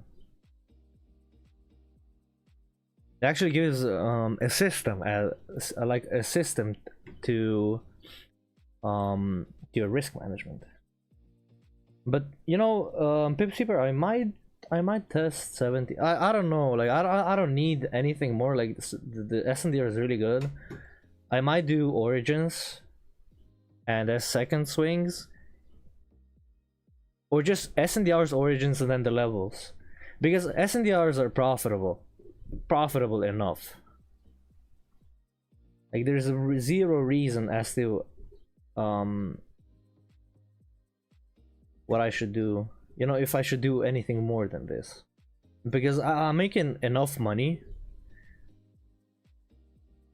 right now. I don't need anything more. Like I will still backtest it because I love to do this. I love the process. I actually fell in love with the process, believe it or not. Yeah. Entry zone B partial. I might teach you guys the ZIL. If there isn't a video on YouTube, I might teach you the ZIL. Are you guys down for that?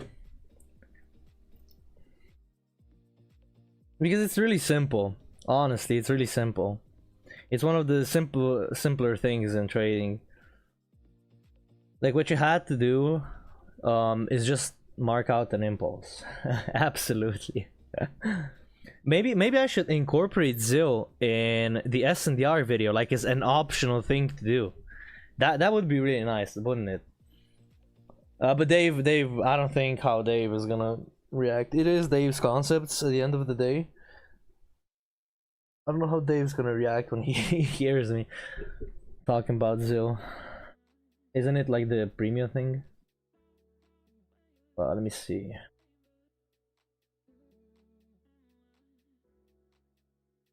I know he had the video live on YouTube. The effects ZIL. Yeah, of course.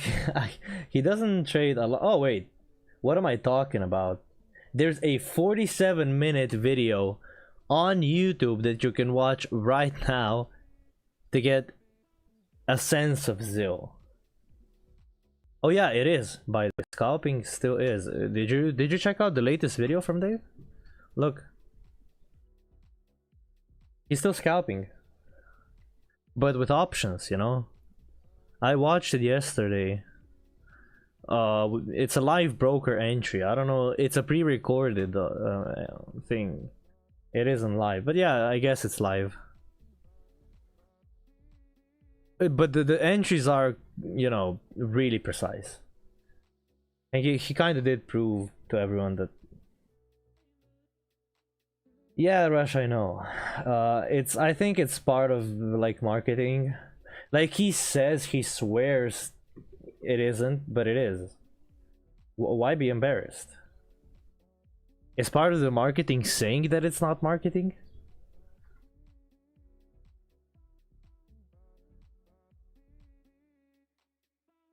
Yeah.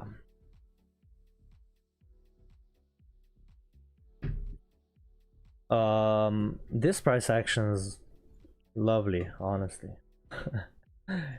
Did somebody say Friday? God damn. God damn.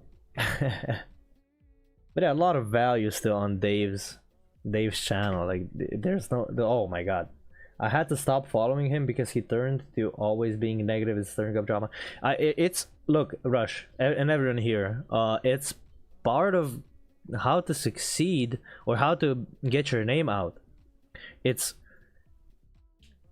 you either trade genuinely, just do your thing, or you stir up drama to get engagement.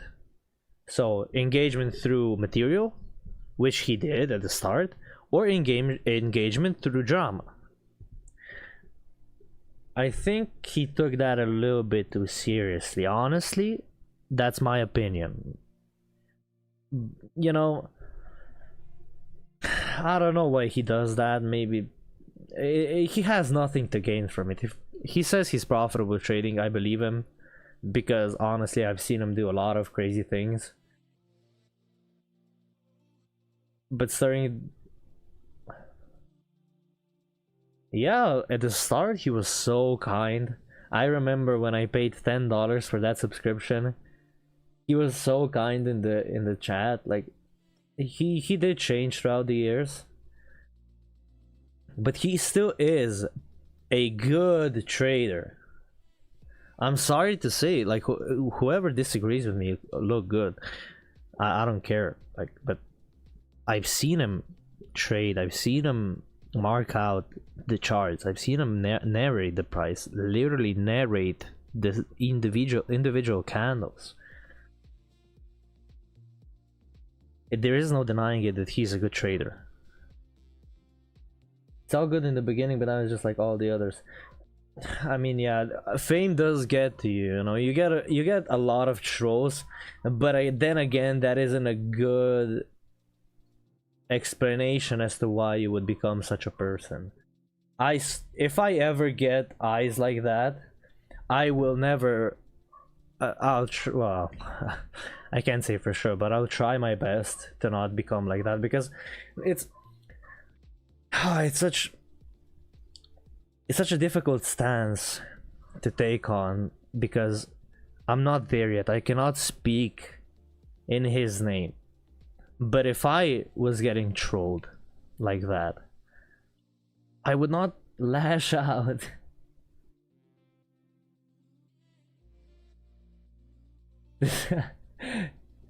He is, though. I learned everything I know from him, and the stuff I didn't quite understand, the guy called Benchina explained. Yeah. I mean, it's the little things that I had to, you know, sift through. It's the videos were crazy. Like I was in the group, in the mentorship, and I saw people struggling to get the grasp on things. I know what I did, and I told them what I did, but they just didn't get it. Because you actually have to, you know, sift. You have to sift through the material. It's crazy, but you know, it kind of teaches you to be patient, to actually, you know, have that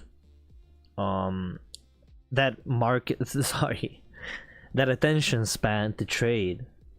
It's, yeah, the delivery is a bit off, of course, but nobody's perfect, you know. Yeah, and we aren't bashing Dave, no way. Like I wouldn't dare to do that, and not even to behind his back. Like I'm not gonna bash Dave ever. I always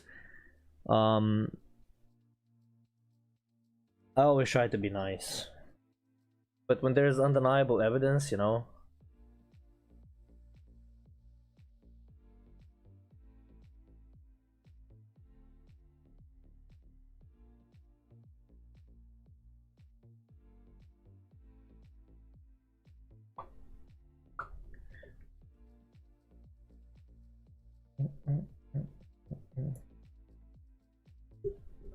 Moving hella slow today.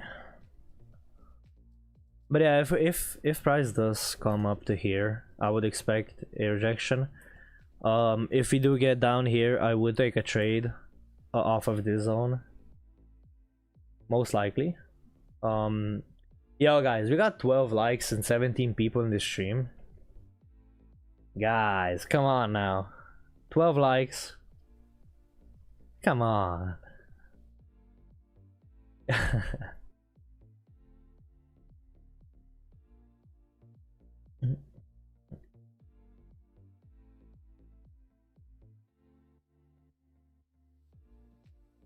Oh yeah, just another thing. I won't show this. I won't show this. This is, if you guys want, you can go on Dave's X and, you know, go through his stuff, but I won't show this. It is going to wait for me to go to sleep, then head out to that SNDr. Yeah, probably. It's probably gonna do that, yeah.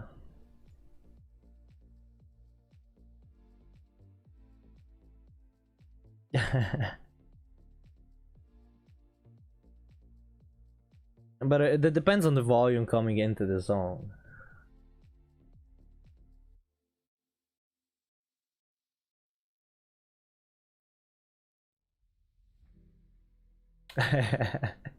Yeah, we were saying good night.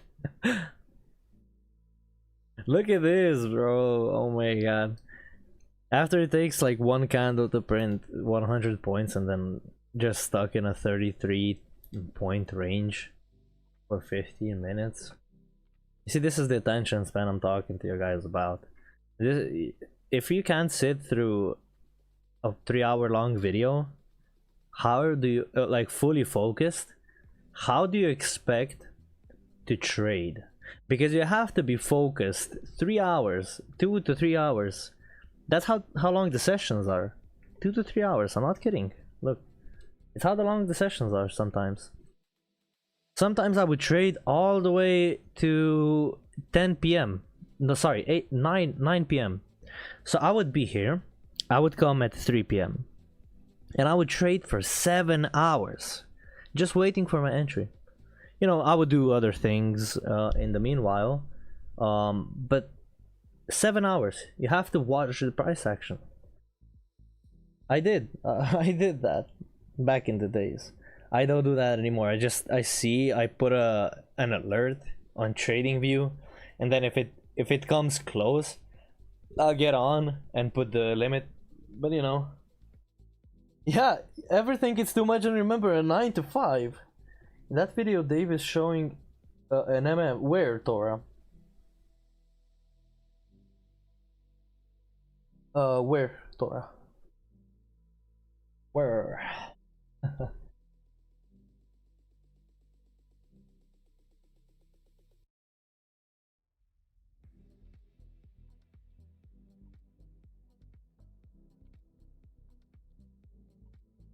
Yeah, but you aren't engaged for 8 hours.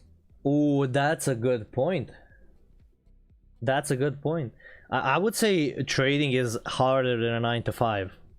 Much harder. Like I wouldn't, well, I wouldn't do a 9 to 5. But yeah, I would say it's hard. Yeah, it's way harder, but by a mile, honestly. Way harder.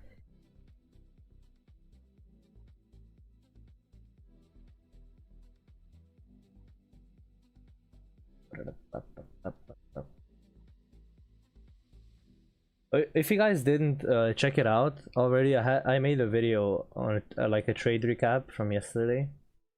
If you guys are interested in that, you can watch it. I would do market reviews, but I don't know. I'll see.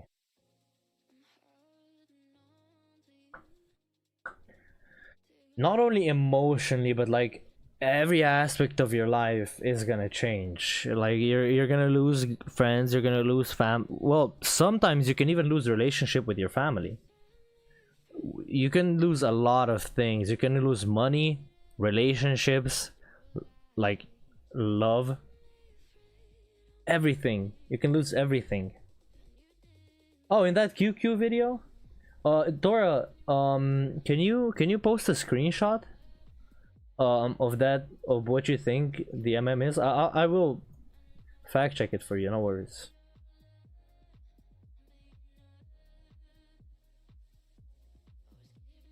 Oh, you sure? You sure? I didn't even notice, so my bad. Okay.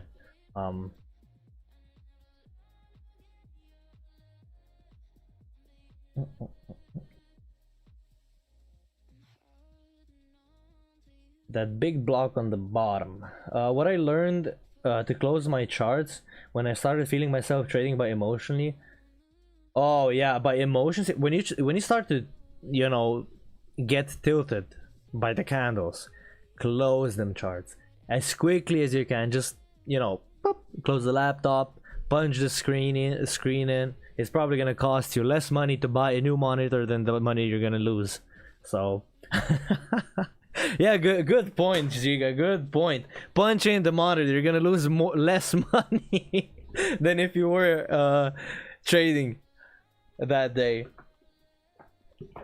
That's a goated strategy. Oh my god. Like if you have a monitor for $100, you would have lost like what, $500 that day trading. mitigating the stops. We're mitigating the losses.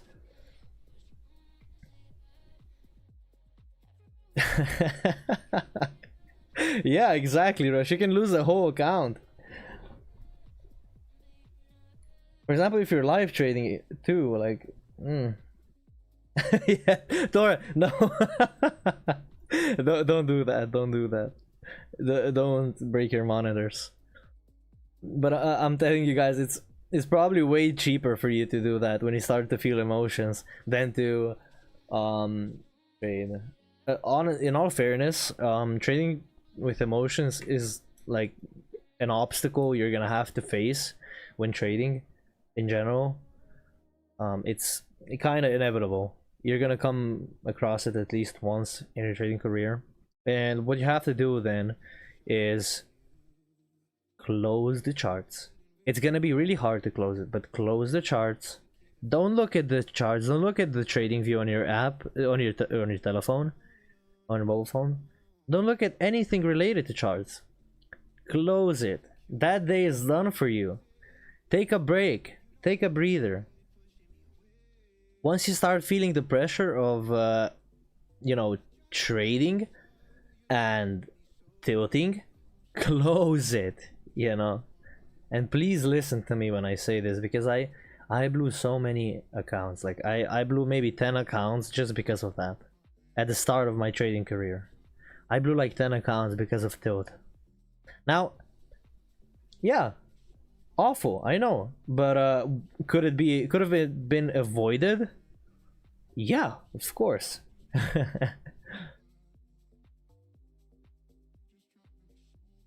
So yeah, that's my take on that. Oh, not PAs. No, yeah, okay. When you reach the PA stage, you're profitable. Honestly, if you I can't say you're profitable, but you're in that headspace when you follow rules consistently. That, at least for me, maybe for you, no, but like for me, when I reached that PA stage, I was okay, this is for real now. I have to lock in, I have to follow rules, not take stupid trades. I did sometimes take stupid trades, but still, you have to, lock in, stop thinking with your heart, but with your head. Don't take stupid trades. Easier than, yeah, it's easier in theory than in practice. Gotta put a little effort in it.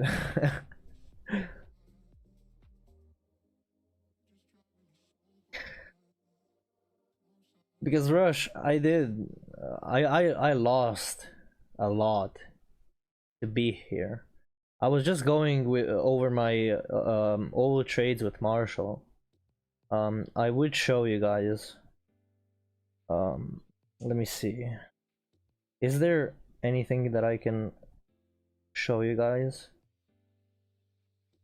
You know how? Oh my god, I have to show you this. Hold on. I will show you the trades that I was taking at the start. Let me see.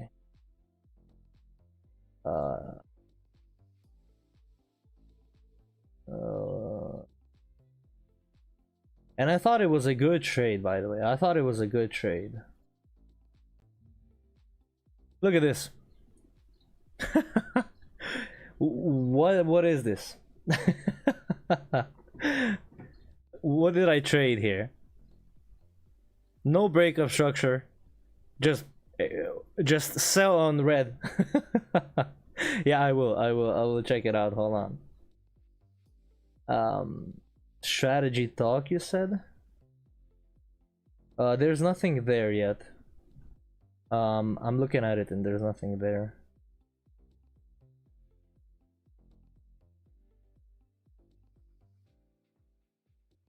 I marked the chart the best. Yeah, okay, no worries. I will. Just it has to load. Maybe it hasn't loaded yet. I can't see anything in strategy talk.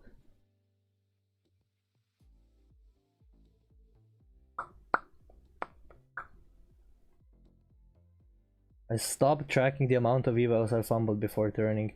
Oh, that was crazy. Like, the amount of evals that I blew, it was like 30 something before I started being profitable.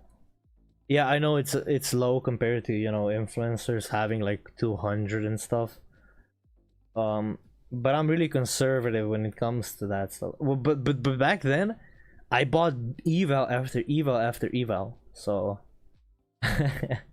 it was a bit different. Oh, okay, I see it. I see it. MM high, MM setup low taken. Ooh. Oh, the red line, you mean, the red line. Because that isn't an MM low. At least I don't think so. MM setup low has taken the I can just, okay, now that I see what you mean, I'll just look at the video myself, okay? Now that I see it, let me, yeah, the origin cannot be an MM, remember that. The origin is not an MM. It can be a zone with multiple mitigations, but it cannot be an MM. I'll check it. Hold on.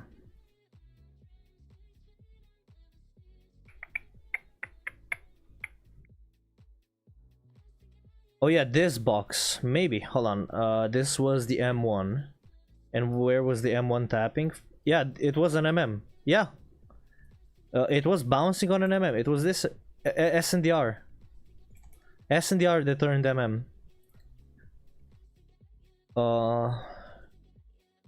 He was looking to TP for shorts. Maybe an MM here present.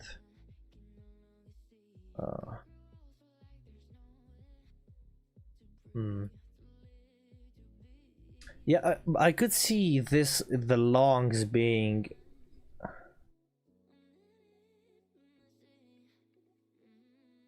Yeah, I saw it. I saw it. Yeah, I see what you mean. MM setup low, taking the high, then high followed by low, then higher. You see the MM low that you marked? I would see a long here. That was the. Oh, he has the SNDr marked. By the way, for the short, Tora. The short was the SNDr. Okay, look at the. Okay. Hold on, where's my thingy? The red line. Let me see. What is the red line here on the charts? Could it have been 925? Nope, that wasn't it. Yeah, no.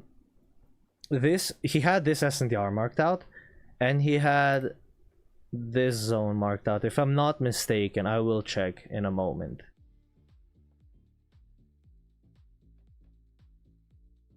Oh, my bad. No, it wasn't this one. It was the one below. He had this zone marked out. That's the MM that he had marked out. And what did we do after we swept it? Skaboosh. He was probably taking longs off of the MM and shorts off of this because oh yeah, and the long off of this wick. That's also an entry that you can take, the long from the wick.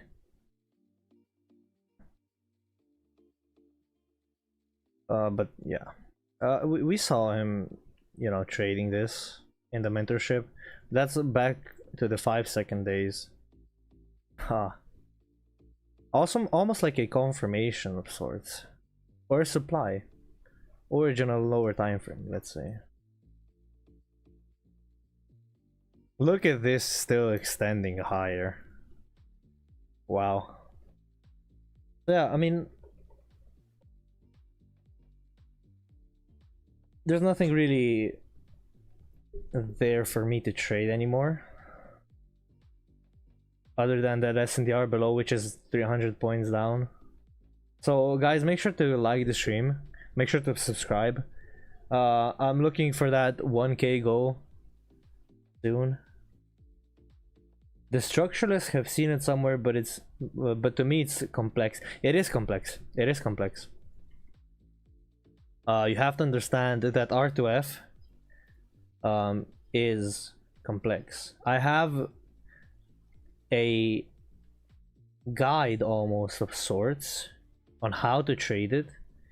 I know you guys have the videos. I have have the guide.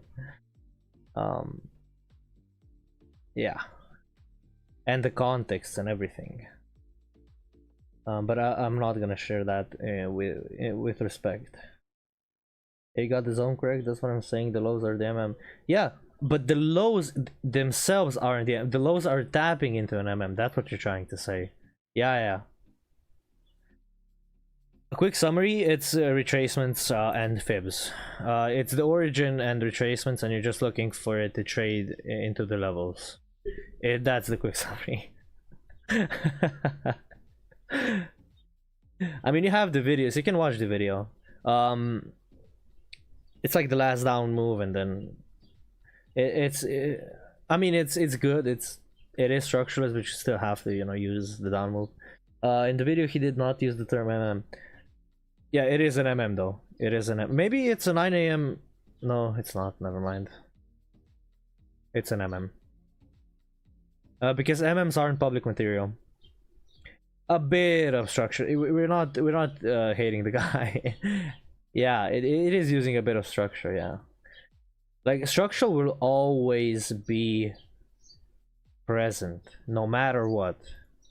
Always, and I mean always.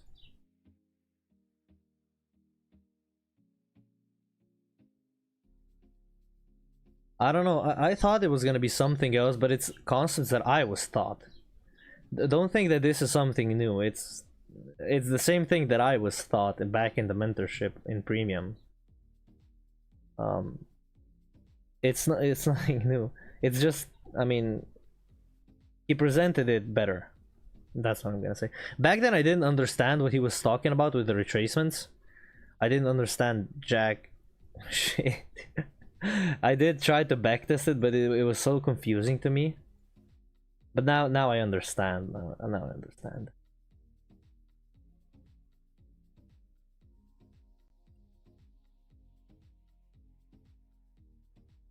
Yeah, the lows are tapping into the MM, exactly.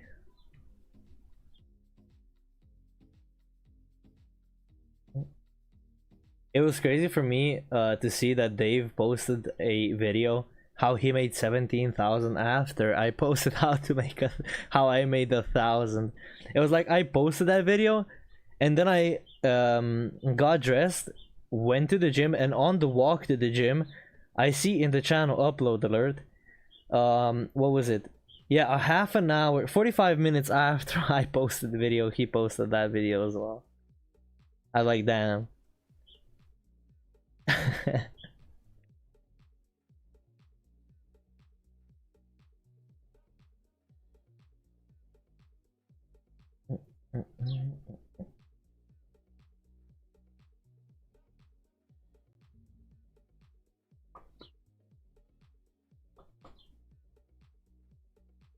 There goes my pocket trade. Yeah, well. Yeah, I'm trading peanuts and he's trading caviar. Bet that was a killer, James. Nah, I know he's levels ahead of me. I'm not envious, don't worry, guys.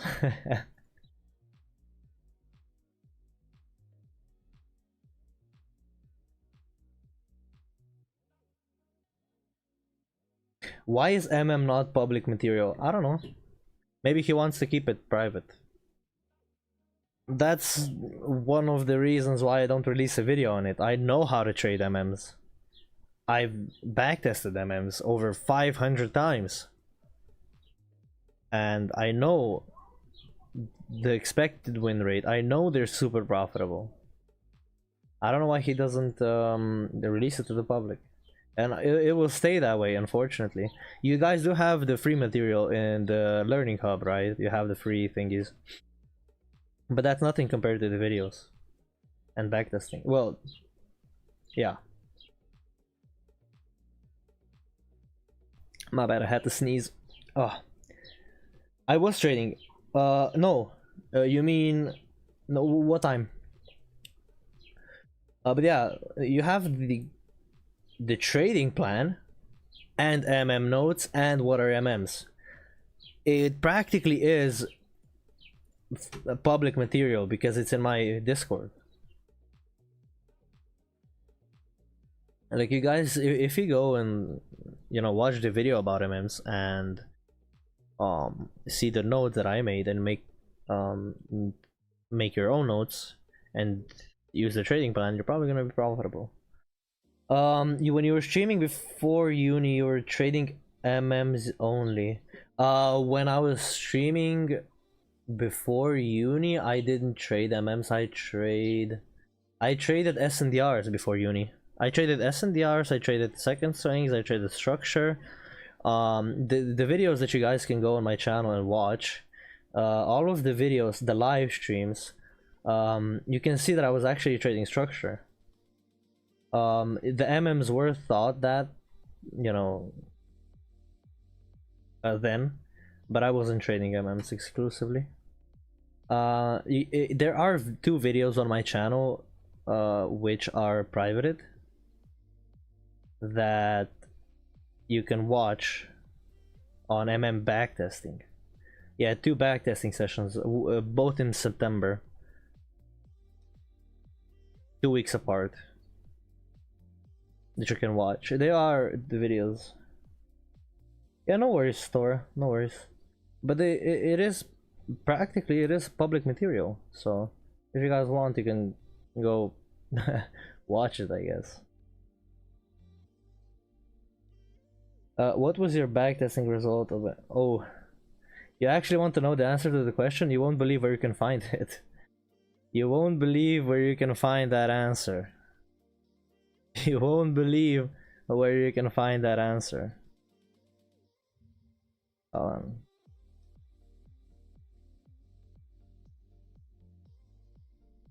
So looking at my backtesting database, these are all the entries. We have 541 trades backtested. If we go to trade SLs, the win, oh my god, the win rate was 84% in backtesting. The average stop losses in ticks were this. This is taking the double sweep, the tap, and sweep.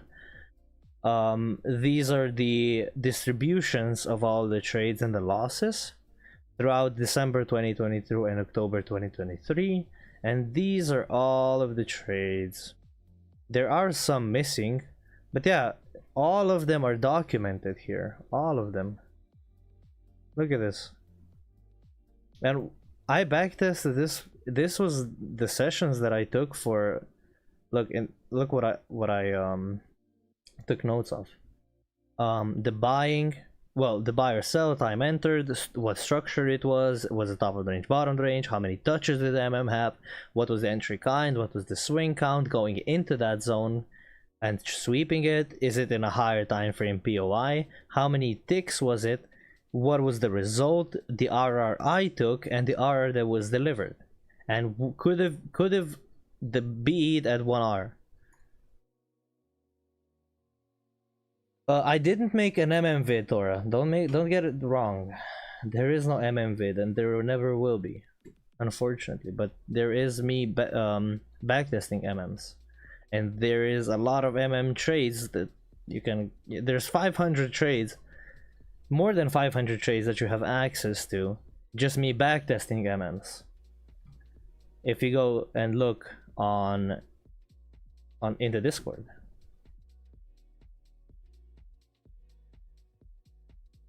But there isn't a singular video on MMs. Never will be.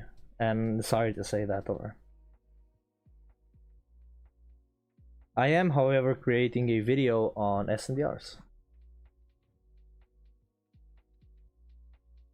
Oh, with MMs, you all also need to know structure. So it isn't a structureless thing. It's more of a structure-based thing. But when you know how to trade it, that's why I mark out these MMs. Look, we had this. Look what it did. The first sweep, boom. The second sweep, boom. Oh, that's a tough question, Wings, and I don't think I can answer that. That's far beyond my capabilities. But yeah, so the first sweep and then the second sweep. Wait, this is a bit different than on... Wait. Yeah, this is different. You see, on NQ, this swept the first high and then the second high. And it went down. On MNQ, it swept only with one high. But yeah, the double sweep. So the double sweep you usually see with the first sweep, it creates a low and then it sweeps again. Most of the time you see price going down, sweeping that low that the first sweep created. And delivering insane R, by the way.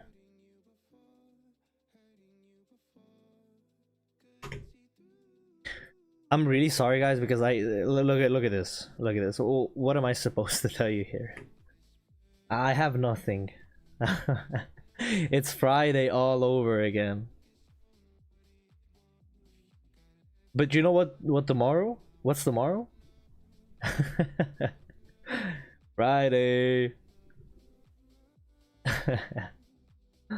Yo.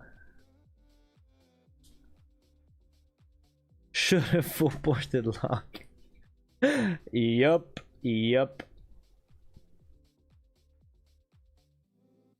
Just an open. Yo, if you full ported an open, you would have been stopped out.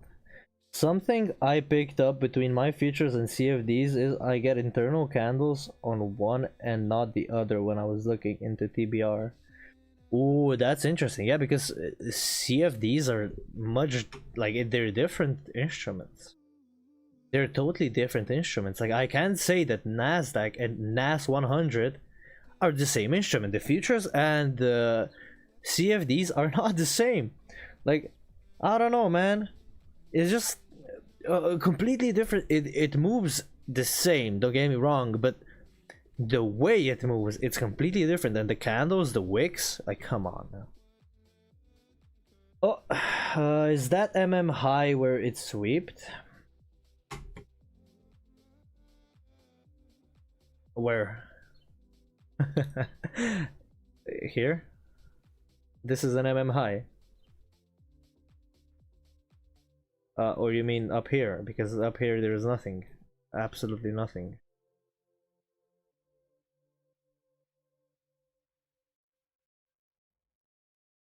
Yeah, nothing here that I would consider, probably.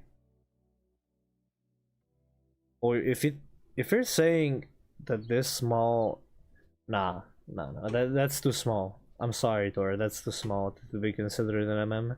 It actually has to be a zone. MMs are zones. They're not small fractals. Even though you can sometimes get fractal MMs, it's just not. Yo, where's bound? Hey, is there a correct zone if you draw a box at 30? Oh, 114.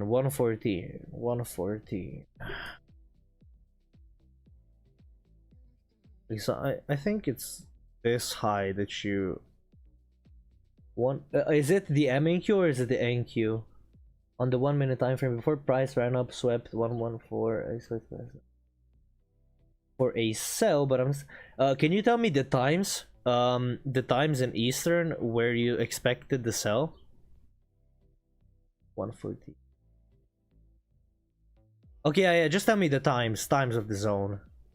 It's gonna be much easier for me to actually look than to find the levels. Is it 114? I can't find anything. And 310.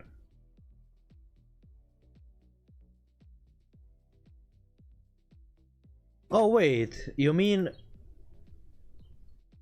this or this? The double top? This one. The second one.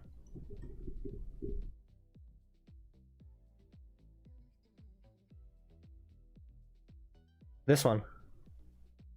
328.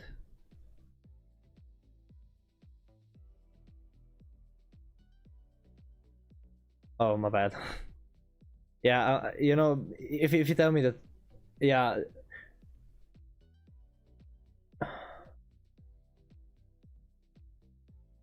Yeah, guys, can you wait? Where's Bound? Can you mark the zone and send it in my Discord? I will. I will. The smaller box in the middle. In the middle. Oh. Guys, just mark it out.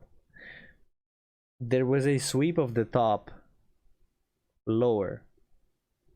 Yeah, I can't. I'm sorry. I'm confused. Like, come into the Discord and post it in the DTFX chart spam, and I will look at it. Because I am confused. Like, I'm sorry. Like, I don't know where to even look. I'm looking at the levels. 114, right? 114 is here. There's nothing on 114.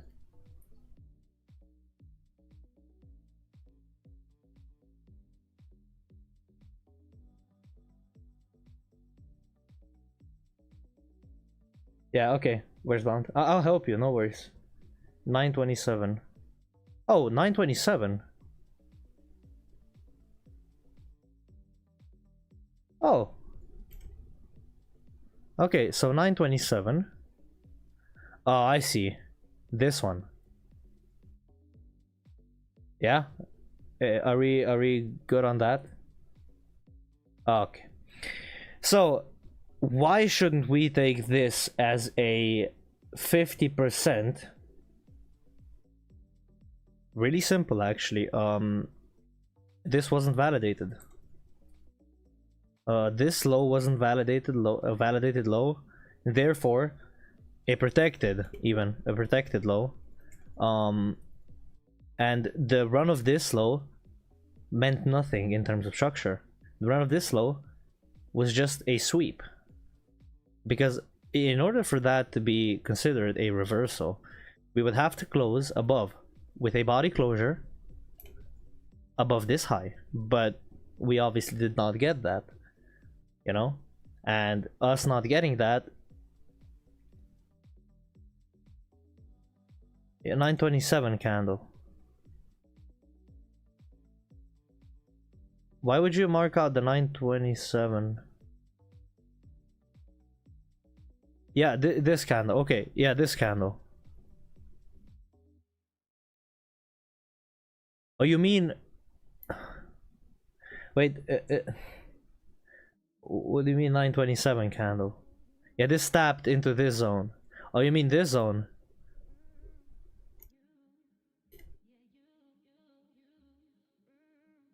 Okay, I'll look.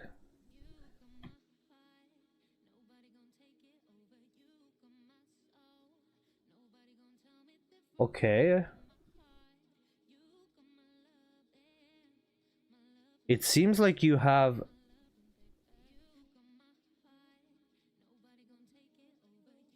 The way I'm looking at it, you don't even have the data.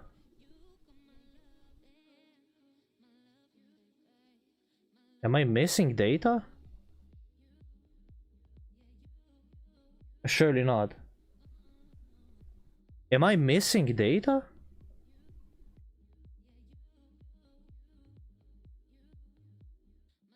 Oh! Wait.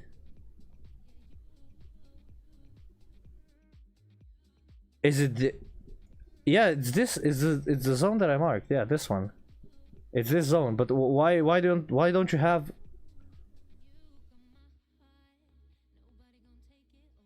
Okay, that's odd. Um,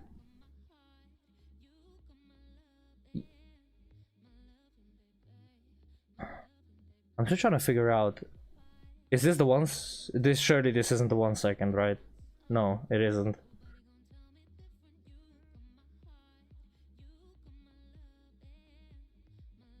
Yeah, this is this fractal, but on the left, it's totally different price action. It did not validate the low. Yeah, it did not validate the low, but I'm still trying to figure out.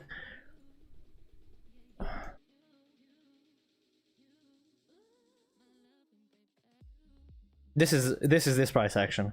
Why do you have? It confuses me, right? Because you have candles like this here, and then it's down, up, and it looks like a validated low. Your candles are cut, and it looks like it validated the low, but it didn't, and then it went lower. And you, yeah, of course you would expect a rejection from that, but it did not validate. No, it's, I don't think it's real-time data. Don't get me wrong.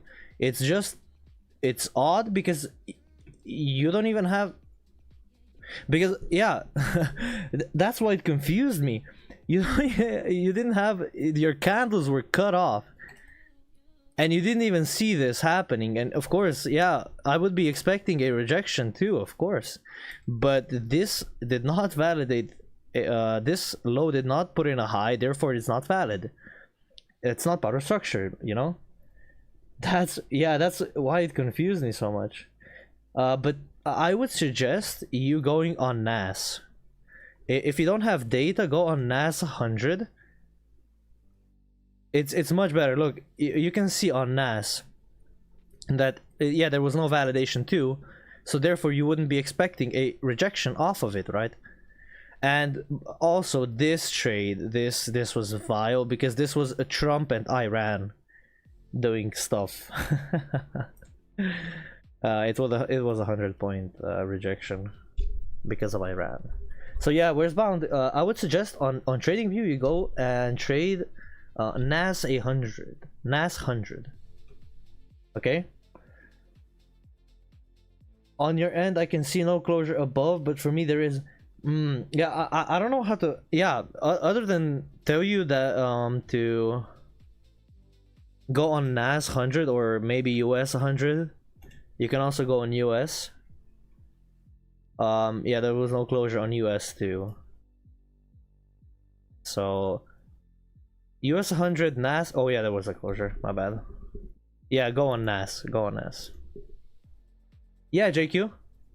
Yeah. With SNDRs.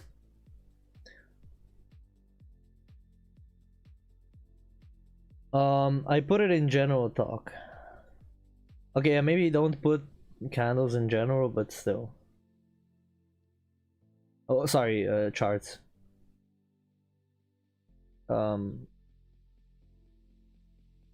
There's a specific channel called DTFX chart spam for charts. By the way, JQ, I'm taking entries live. Like every single entry that I take, it's taken live. So, what did you change to make you profitable? Nothing. it's SNDRs. It's the same concept that I was trading back in the day. It's the same concept that we're trading right now. I backtested a shitload of SNDR trades. On Ninja, first it was Ninja. I backtested like 500 to 600 entries, and then I found FX Replay. I bought the subscription, and then, yeah, got another 300 entries. So overall 800 entries, and yeah, backtesting is really important. You know, to get the hang of structure. And you get the discretion part of trading too, because trading isn't mechanical. Trading is never gonna be mechanical. Trading is subjective, and to build it, people say that you can't be profitable because trading isn't mechanical, because it relies on your personal discretion. But guess what? You can build that discretion. the markets do repeat the patterns. He started following his rules. Yeah, and that too. Yeah, of course. You gotta have a strict set of rules. You can build your discretion. Like, I don't know. It's not all in the mechanical part. Yeah, this is an SNDr. I'm gonna take this SNDr. Yeah, no, bro. If we're in a higher time frame push going higher from an origin, a 4-hour origin, of course, yeah, we can expect the high to be taken. There was no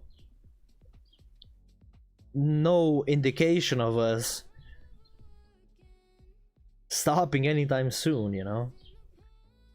If you see price just heading into your zone with straight bullish candles, of course you're not gonna take it. That's the discretion part. And you're gonna see him backtesting. You're gonna be, if you take those entries, you're gonna be stopped most of the time. And I promise you're gonna be stopped. Because I went and backtested it. Oh. Nah, it's not the same. It's not. It's a 3-minute chart, but well, still it's not the same. So many colors. Oh my god. But yeah, there's no closure. You can't take this as a reversal. The whole part of the whole point of you actually taking a reversal is it breaking a protected low, which in this case did not. It has to break a protected low. That's it. And there was no protected low that was broken. Oh. I'm gonna be streaming for 15 more minutes to make that 3 hours. Then I'm gonna go and eat ice cream, and that's gonna be protein ice cream. I can't wait. I love the Ninja Creamy. So let's see the chart. Yeah, so sim out Ortora. This is an extremely colorful chart. I see you have an moving average. Yeah, this setup isn't valid. It's not valid.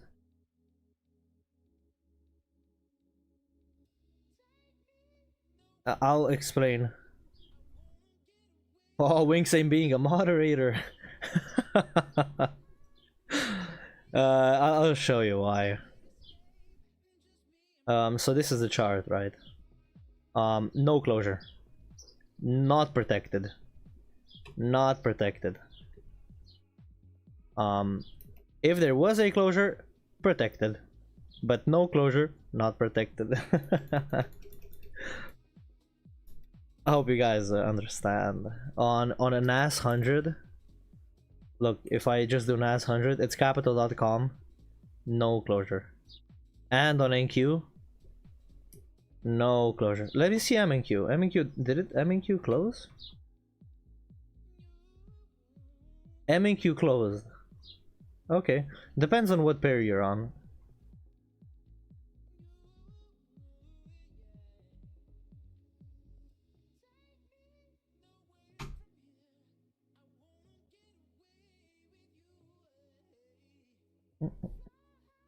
Ask you about that. I'll stream to stuff. Yo, I'll share pictures. You guys are gonna be salivate. Wait, is it salivating? Yeah, I think it is. Which would you mark as a protected low around 9:30?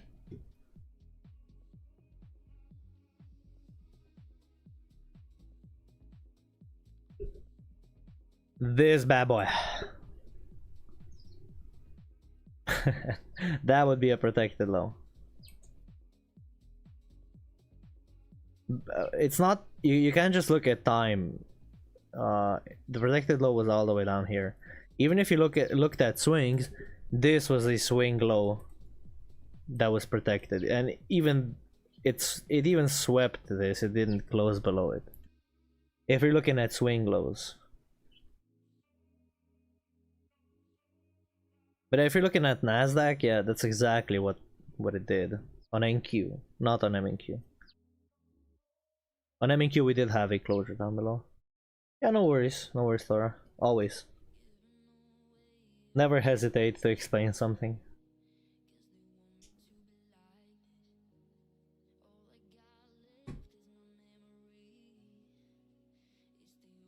So it tapped the 30 of the origin, delivered something. The swing count alone, I don't like to count this, but unfortunately I will have to. So 1, 2, 3, now going into the fourth. What you could see happen is another tap, and then maybe do rounding here, and then break the high, and then rage again.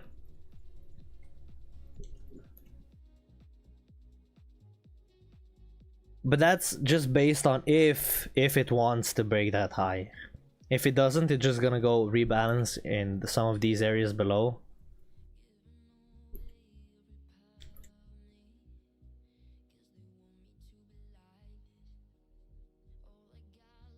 So yeah, Tora, if I can give you a suggestion, right? Just based on the charts, I don't think whoever posted that chart with all of the colors, you kind of don't need all of those colors and MAs and stuff. When trading DTFX, you don't need a single indicator. That's what I love about it. So if I were you, I would try my best to learn how to follow price just based on market structure alone.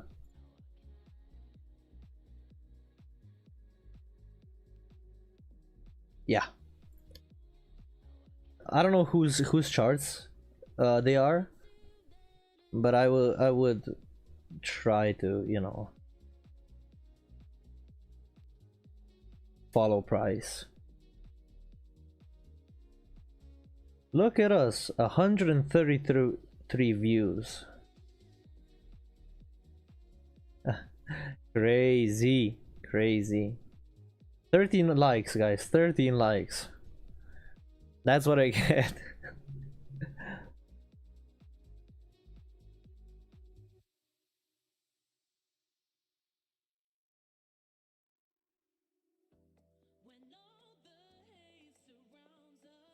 I'm getting a phone call from Florida. That is crazy.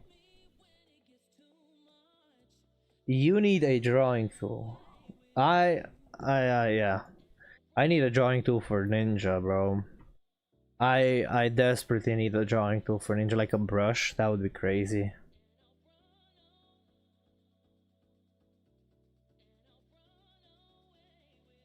So guys, without any, do you have any further questions about market structure, DTFX, whatever, or charts?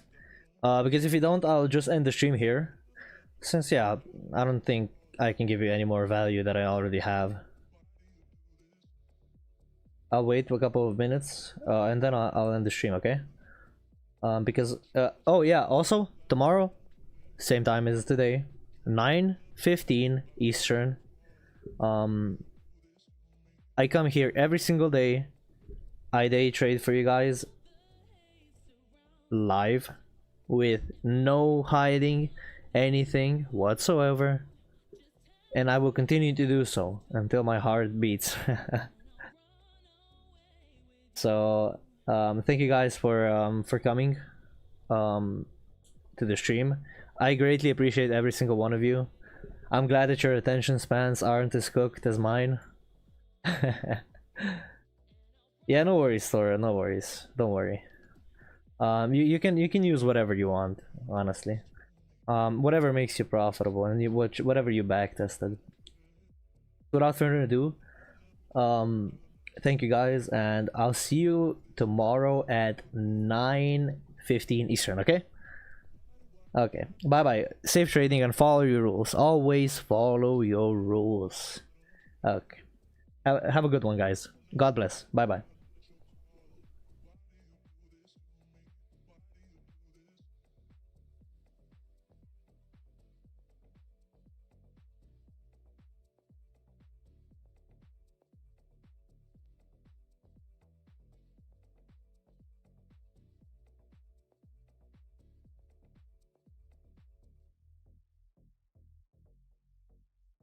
Sure, Wingsane.